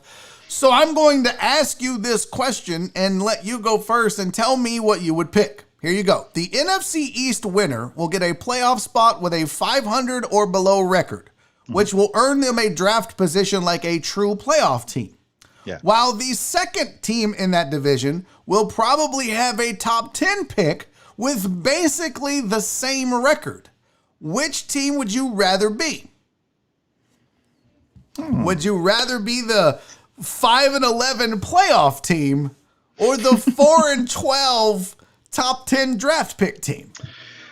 That's a great question and an excellent quandary. I don't think there's a boilerplate answer that kind of fits generally forever, because so many of those NFC teams are complete goddamn dumpster fires when it comes to ownership and GMs, and that's why they're all so bad right now. So yeah, you're going to wind up with a Bill O'Brien type situation where you're going to get this amazing draft position and pick a clogged toilet from Ohio State. You know what I mean? So I don't know. So that one, let's just say, but generically, I would say take the playoff spot, because magic happens when you get to the playoffs. And if the whole point and purpose of being in the NFL and being a fan of a team in the NFL is to win games in big playoff moments and get to a Super Bowl, well, then you got to take the risk and go for that.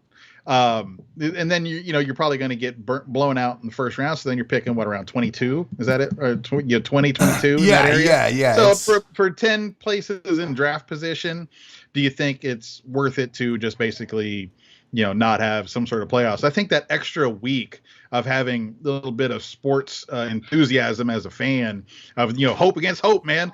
We're going to be that team that's going to win a Super Bowl and have a losing record at the end of the year. That's statistically significant. That's interesting. That's something to remember. Coming in second in a garbage NFC East and getting to pick 10th. I mean, yeah. Yeah, but you get to pick 10th in the first round, the second round, the third round. I get it. I see the benefit for it.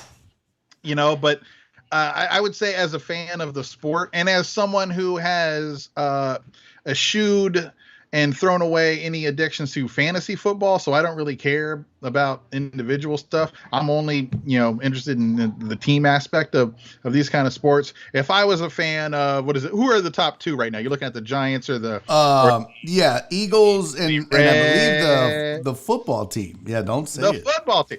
Oh yeah, well then I would definitely go for the playoff spot, man, because it's not that big a deal. It's not like the difference is, a third overall pick as opposed to the 10th. I mean, I'm not saying that there's not great value and you won't wind up with a great player, but there's been busts at that level. There's nothing guaranteed. And like I said before, if you have a trash organization and you don't trust their drafting anyway, true. I would rather make the run for the playoffs and hope miracles happen. You know what I mean? Because, dude, in this COVID year, there ain't no telling. You know what? I'll tell you what.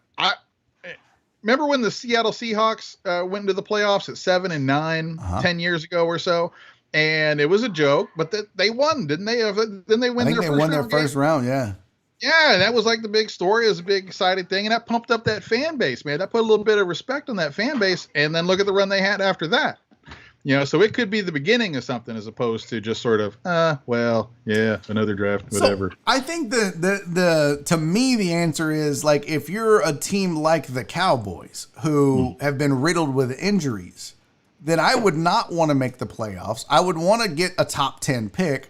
That way I get all these draft picks and I get healthy next year. Dak is back. Maybe you can find a running back to replace Zeke if he's getting aged and you're not liking the direction that's going. You can beef up the defense in rounds 2 through 4 if you need to do that. There's opportunity because a lot of people felt like Dallas was head and shoulders above everybody else in that division, save for the Eagles maybe, and they're at the bottom right now. It's Giants, Washington 5-7, and then Eagles, Cowboys at 3-8. I would want to, if I'm the Cowboys. Now, the other teams, the Giants may not make the playoffs again for the next 7 years, and same with the Washington football team. So I think that would be more my answer is, I think it depends on who you are. I mean, Washington just beat a damn good Pittsburgh team. Yeah. So Washington's not trash. Washington would have a puncher's chance in the playoffs. But here's another thing I would think about too, Barry, and why I would make the run for the playoffs. And I think you make good points, and I don't think there's a wrong answer to your question.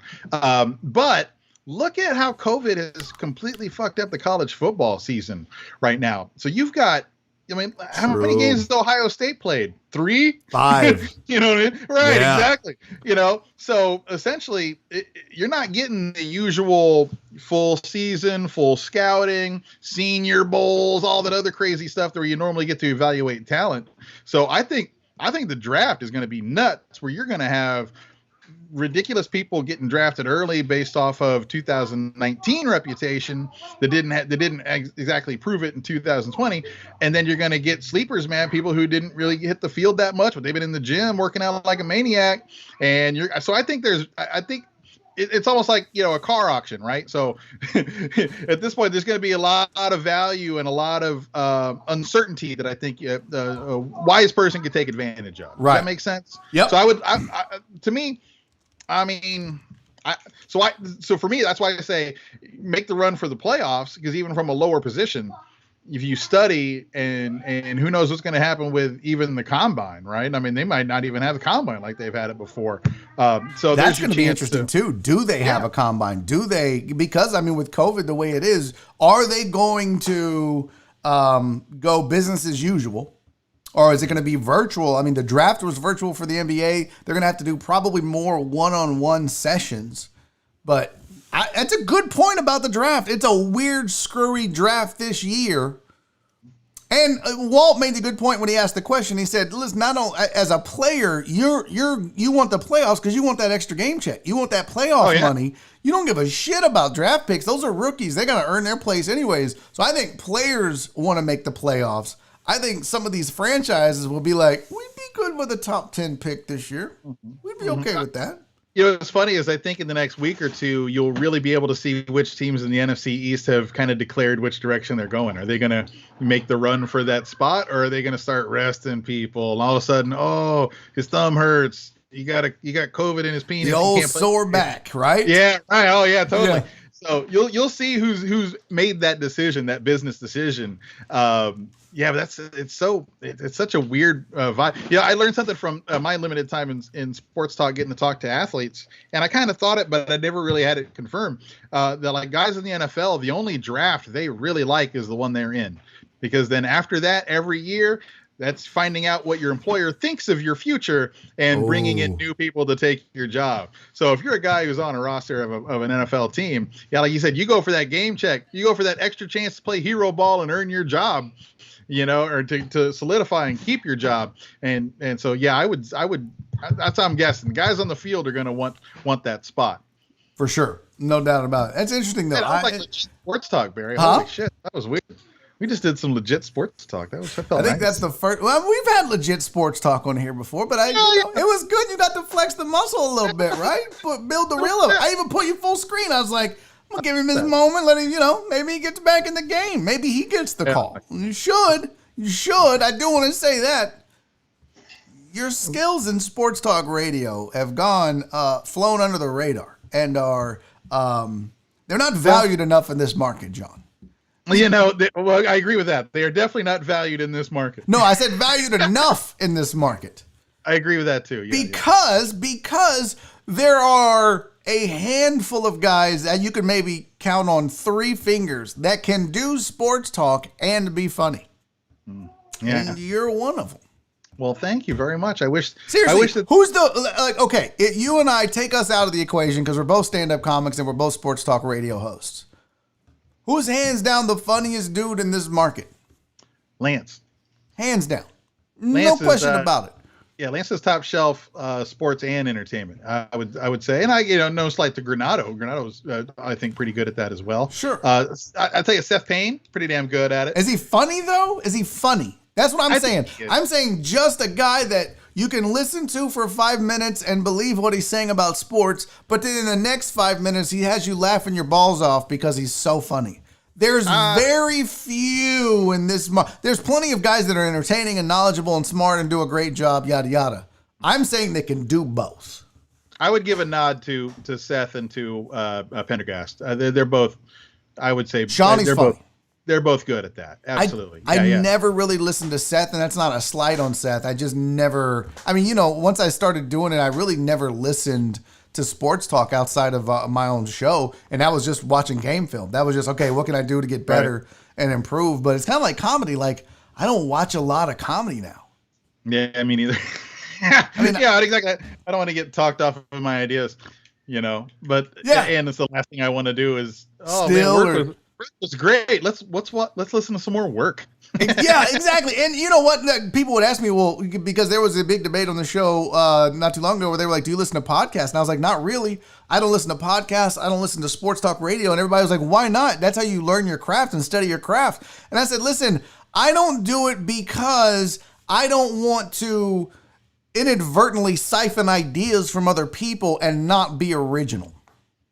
I agree with that. Yeah, and you don't want it to be. And it's not like I don't want to. It's subconsciously. If you absorb other people's stuff, you just start to ape their style. You learn, and so much. And let's pull aside the curtain here a little bit. A lot of sports talk radio or just sports talk behavior is learning how to vamp and it's filler talk. So it's like a lot of kind of go-to phraseology and sort of like an iambic pentameter to sports ramble. I mean, you could hear it just then when we were talking about the NFC East stuff. I mean, it's a different speech pattern. And once you kind of learn your tempo, then you kind of learn how to fill and start the sentence. And so there's a lot to it. There's a lot of style that's in that stuff that people have. And like, I'd say, it's polished. It's basically the difference between somebody that's never done it, that you can tell has never done it, that's trying to talk sports. They may know their shit, but there's a difference in knowing your shit and being able to formulate and give an opinion in a way that people can absorb and listen to without being like, oh my God, this is like nails on a chalkboard. And that's the polish. That's the polish.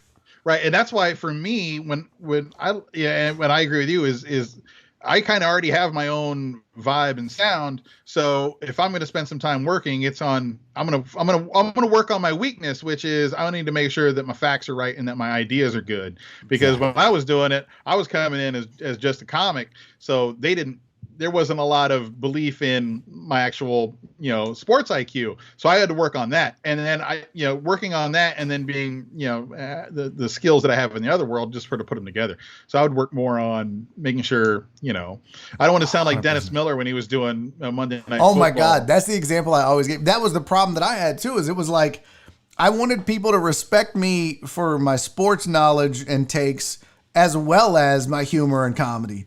And, it was like trying to be a white rapper in the early 90s is you were just compared to Vanilla Ice. I don't give a shit how good you were. That was the standard for white rappers. Now, even the fact that the Beastie Boys and Third Base existed, you know what I mean? It was always like, nope, that's what it is. And so that for comedians that talk sports, it was always Dennis Miller. And it was like, no, I want to be respected. At least if I'm not always right, I'm going to be accurate. And it's going to be thoughtful. You may not agree with it, but I put some thought into it. And one thing I didn't want to do was just go to somebody else for their take or accidentally formulate my opinion and take based off of somebody else's opinion and take. So I just never listened. I would read, I would try to absorb information, and then I would formulate my own thoughts based on what I'm reading and the what's going on in sports. That's something I definitely did a lot. When I was doing sports talk, it felt like college again, because most of my time was spent reading over. I mean, I'm just reading every blog post, everything I can find on many different websites. First, that's another thing. You got to diversify where you're getting your information from. Yep. Because you're just, if everybody's getting their same stuff from ESPN, it's all. If you ever wonder why every sports talk show sounds the same, it's because they're all using the same resources. Yeah, exactly. So, and what I learned, and people I worked with did not, is if I'm going to read a blog post that put out, it's a conversation starter. So I'm not going to read anything from it. I'm going to, in my own words, summarize what they're saying, and then have my own opinions based off of, I can relay what the writer's opinion was, and then bullet points of what I agree or don't agree with, as opposed to what they call rip it and read it. For some people who don't do a lot of preparation, they just, so here's the story, and then they just start reading it right off of the thing, And that's a huge problem. And one of the things that I would always make sure of, and I think that, John, I think this is the comic in you and me, why we do this, because the biggest sin in comedy is theft. That is literally, there's no bigger sin than theft. You can be lazy, you can be whatever, you can be hacky, but stealing jokes, good or bad jokes, is still the worst crime you can commit. So that's ingrained as soon as you start learning comedy and doing it. It's the first thing you learn. Don't steal. So we brought that to sports talk. And so the one thing I never wanted to do was take another person's idea. Now, if I referenced another person's take or viewpoint or idea, I would say, hey, this guy said this and I agree with it. Yeah. I think it's a valid point. And the one thing he didn't say that I thought of when I read his opinion was blah, blah, blah, blah, blah. So now I'm giving you my opinion based on this guy's opinion. I'm adding my own personal spin to it. But you're right. A lot of people are just like blah, blah, blah, blah, blah, blah, blah, blah. I was working with a guy once who was in the middle of reading something like from Bleacher Report and had to pause because a pop-up came up. And it was the funniest. Hold on. I'll continue what Daryl Morey's quote was in just a second here. I have to find it. It was a funny moment, and me just went, yeah, continue. See, if you would have just read it and made some notes, you wouldn't have to do that. Like what I'll do, like today on the show, I had, let me pull this up. I had a quote from the Big Ten, and this was a direct quote, and you can see at the bottom, it says source, ESPN.com, and I gave that, and that was to back up the discussion that I was having, but it wasn't the opinion, it was the stuff around the discussion, right? Yeah. And that's okay. It's okay to quote, it's okay to use a source, but when you make that the substance of your discussion, and that's all it is I'm going to read this quote, next topic, That's lame. We all read that article with you, bro. We all read it on the website. There's another time where I think it was either Schefter or who's the Fox? Jay Glazer, right? So it was something that they had written or something that they had put out, and the other guy, he read the entire quote and then threw it to the producer to play the sound clip that was the exact like them saying it now. Hilarious. And I was like, am I the only one who hears it? He just said what you just read. He's like, well, I think da da da da da da da. Play the clip. Da da da da da da da. All right. I'm like, well, we'll never get those 4 minutes back in our life. Holy crap. Yeah. That is so funny. That's the problem, bro. Is it's just like, I don't know. I think people do that because they don't trust themselves. And I think you and I came from a different place where everybody's like, look, nobody, unless you were a player and you sat through film study and training camps and you learned the position and you learned the game, the rest of us are just guys that have a passion and love of sports that maybe we do some homework or you study this or that, but that's what you bring to the table. And so, you know, being knowledgeable and knowing things there's different levels to that, right? So the rest of us are trying to prove our worth and merit in sports talk. It's even worse if you're a comic because now you really are discounted. So, yeah. I tell you, I had an experience when I was I still 6'10"? I think I was when I first started at 6'10", and where there was a group of callers or listeners that were not big fans of me having the job, so they tried to play gotcha stuff. And I learned that pretty quick because you got to know a little bit of everything, right? Because I'm typing to the chat and it's loud. This keyboard is loud. Well, they try to stump you like that was some sort of gotcha game, right? So you got to be able to kind of fill about pretty much anything or relate it, pull it back into what you were already talking about. And how many times have you had this where you're doing all kinds of homework because some great idea that you've got, something you want to base the show around.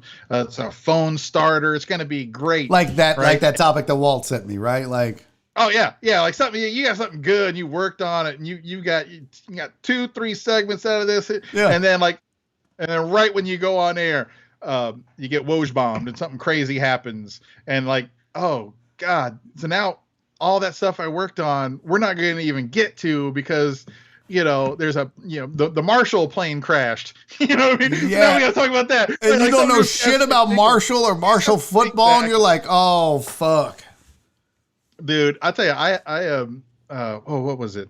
Oh, I can't remember. There was a big sports bomb blew up, like something huge, right before we went on air one time. It was college basketball. Like I'll admit, like I don't know shit about college. I always say I don't know shit about college. I don't know shit about college basketball. That time of year is always my least favorite to do sports talk because I can't stand it. I just don't have a natural eye for it as a fan. You know I just owned it, bro. I would literally just own it and be like, I tried. Like for me, that was my angle. Was just, I'm suffering here, folks. I'm watching these games and this feels like a job because I am not enjoying watching all these games and learning these dudes and I couldn't stand it. Dude, I would just be like, yep, I don't know shit about college basketball. Joel loves basketball. He watches. Joel, you tell him about that topic because I don't know. And he would be the same way. He'd be like, I don't know shit about MMA, Barry. You're up. And then we would, you know what I mean? Like, but that's how you make a good show is you're able to know where your deficiencies are or where, okay, I'm going to sound like a fool if I try to have a rational sports discussion about a topic I don't know dick about. So that's why you have a good partner or you can let them ramble for 5 minutes and you're like, yeah, that's a great idea. And now with a word for Anderson Windows. And then you or hey, you're right. At the other side of the break, we're going to talk about some shit I know about. Yeah, that's funny because Joel and I, you would always tell if he was like something that I either didn't know about or he was, talking, and I would just because at the end I'd go, yeah, man. That's all I would say. He'd be like, what the fuck was? Yeah, I'd be like, what do you want me to say? I don't know shit about college basketball. What do I? But back to you, Jim. I don't know what the fuck to say, so I would just go, yeah. Yeah, I was like, interesting point. That's a very interesting point. I learned a lot here today. And now Anderson Windows. And now, tell you about the Y factor. That's hilarious. Guys, you find yourself carrying extra weight this holiday season, you need to go hold my friends at Quick Weight Loss Center. So funny.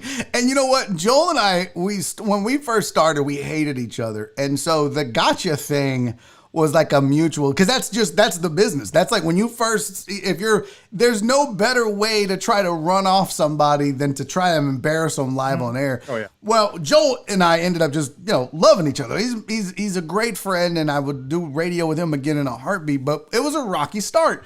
Well, what was funny is at first we would do the gotchas, but then I thought, you know what, let's have fun with it. So one day I was like, hey, I asked him about archery, like professional archery.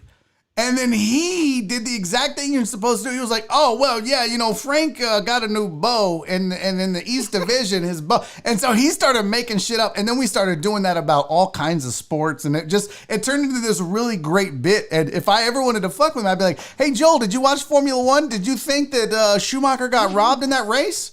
And he'd be like, well, no, his engine is probably what failed him more than his driving. And he would just go off. It was the fucking best. Yeah. We would just make shit up.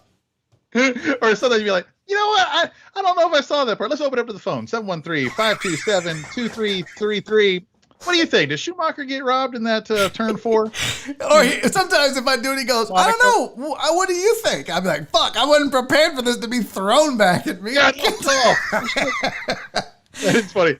That's funny. Yeah, he would do it was fun. That is a funny thing, that it's so weird how this business, when you and I swap these stories, and we never worked together really, but when you and I, it's pretty much like this everywhere. You know what I mean? Like, it's a catty business, and there are things that this is just the way it works. It's just how it is. Yeah. It's entertainment business, man. I mean, it might be they say the lowest rung on the ladder, but it's what it is, but I gotta say, like, Barry, like, going back to what I said at the beginning, you stayed in amazing broadcaster shape, and I think you've grown your skill set, and I think you took the lessons you learned about advertisers and things like that, and grown it naturally and herbally. So like I said, you're plug and play to get back in, and if I was a program director at 6'10", 790, or even your old shop, it's about time for them to admit the mistake and bring you back in. What I mean? I appreciate that. Like me, I'm sloppy and out of shape. Like, dude, honestly, it'd take me a good month to read up on stuff just to kind of get to know all the names again. You know what I mean? What am I gonna? Bro, I forgot that the Giants were in first place. You knew, so you're not as rusty as you think. I will say this, I don't watch as much sports because I don't have to. Yeah. And so, I mean, I keep the core of this show, and the hook is sports, right? Mm-hmm. But there are days where I can come in and go, you know what? I don't feel like talking sports today. There's nothing, especially for a while when there was no sports. That was fine with me. We could talk about anything and everything. And that's the cool thing about doing what we do as comedians is, social commentary comes a lot more naturally for us than it does guys who all they can talk about is a game. And well, this happened and I want to discuss those things. Well, what if that doesn't exist? Well, we found out a lot of these shows in the market were bad. They were struggling. Yeah, I mean, and it's hard to. I don't hold them to account too hard on that because it's outside of your purview. You know what I mean? It's like you are hired because you're an extreme expert on football and it's a football town. Oh, now there's no football. Ah, shit. Yeah. Well, but that's why 20 minutes for Anderson Windows. Yeah, guys, let's talk windows. How many windows do you have? I have 1, 2, 3. Are we at 60 yet? No, so Total Dallas just said, shit, WESSLING hasn't lost one step in radio. And I agree 100% because you too are doing what you're doing. You have the After Later podcast. You're doing shows like this. You still watch sports. You still get on stage. You still talking to a microphone. And you still think on your feet. A lot of guys would get complacent.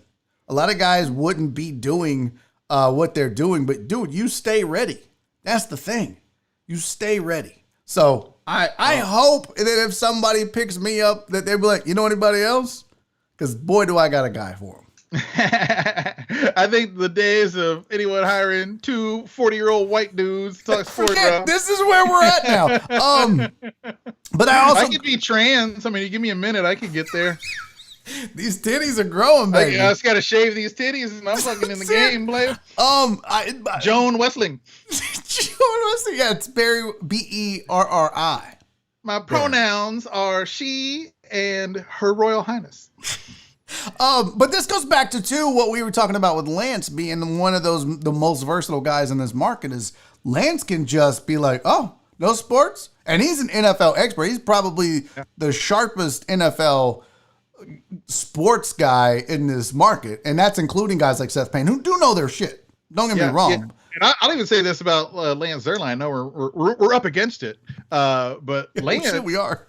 Dude, his sports bona fides are so solid that if you were to put him on the short list for Texans GM, that's not ridiculous. No, that is not crazy at all. Honestly, not in the least bit. I think Lance Zierlein would be an amazing GM for the Texans. Because he's rational. Yeah, I totally agree. But here's the beautiful thing. Lance can't talk sports because there's no sports. So he just pivots to food or rap or pop culture or the Oscars or movies. I mean, that is the kind of entertainment and people that you need. And as much as I know you don't want me to, AJ does a pretty good job of that too. AJ is knowledgeable in sports. He's funny and he can talk about anything. But those kinds of...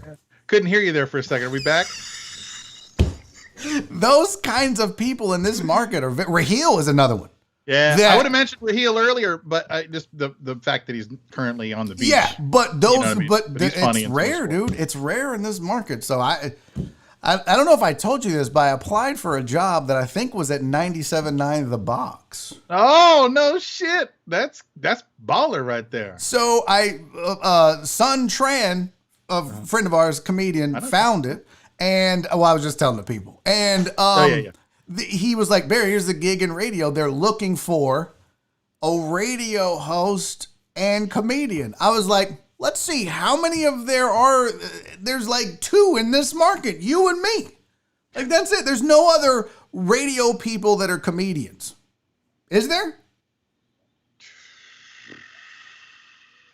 I don't think so. I know some of these people have a podcast or they're on like an internet radio station. Not the same. So I was like, well, let me apply. Nothing. No. But that's like you said. They're looking for a 20-year-old comedian. And God bless them. Yeah. What are you going to do? And the bad thing is the job probably pays accordingly. True that. You know what I mean? They're like, hey, a lot of exposure. Hello? We can pay you an exposure bucks. Oh, yeah. Oh, well, let me call Reliant and see if they take exposure for my light bill.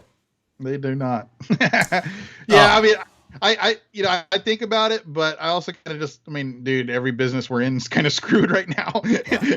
and we are not of the type that they're looking for. And hey, God bless them. And I hope people take advantage of the new opportunities. And it's probably long overdue. And I'll just suffer. It's like, I don't know who was it, but one white guy was like, well, we had a good run. White guys, we had a good run. We funked it up. We had a good run. We should have been nicer to people. For real. It's not our time anymore. That's true. That's okay.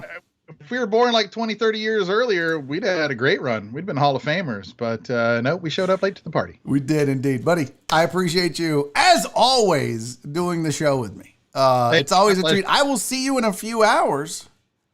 Oh, yeah, you got to send me the links to that stuff. Yeah, I'll figure it out. It's going to be a goddamn mess. It really is. It's probably going to end up being the 6 of us just on Skype shitting on each other and not able to play the game because nobody did their homework. Yeah. It's going to be a ridiculously weird, awful mess. Go to twitch.tv/Barry is funny if you want to watch, if you want to partake in the shenanigans. So we're doing it. Did I say 7 to 9? Because I normally stream from 8 to 10. Whatever's clever, man. You're down for whatever? All right. I'll have to hop in the group and see. But anyways, twitch.tv/Barry is funny. John Wessling, buddy. Thank you so much. Love you. Appreciate you being here. Thanks, man. Fitness, Bieber. There he goes, John Wessling, doing it again. Oh shit, wrong button. Look at that. Still here. Baba Booey. How was their penis? Good thing you didn't pull your dick out or nothing. That'd have been awkward as fuck on the old YouTube channel. All right, you guys. Thank you so much for being here. Thanks to my friend and guest, John Wessling, for joining me on the show. I was just I just want to have fun, and I always have fun with wrestling. Always. Just always. So anyways, Tomorrow, joining me on the show, another comedian, great dude. Some of those auction items you saw, he donated to help us raise money for a good cause. Jesse Payton will be here. He's got big news about his career, plus he's funny, plus he knows sports. Join me for that. Until then, I will see you guys tomorrow, or hopefully you'll come watch us stream on Twitch tonight. But until then, be safe, be kind, and most important, love each other. I'll see y'all tomorrow. Bye. Daddy's making a YouTube video!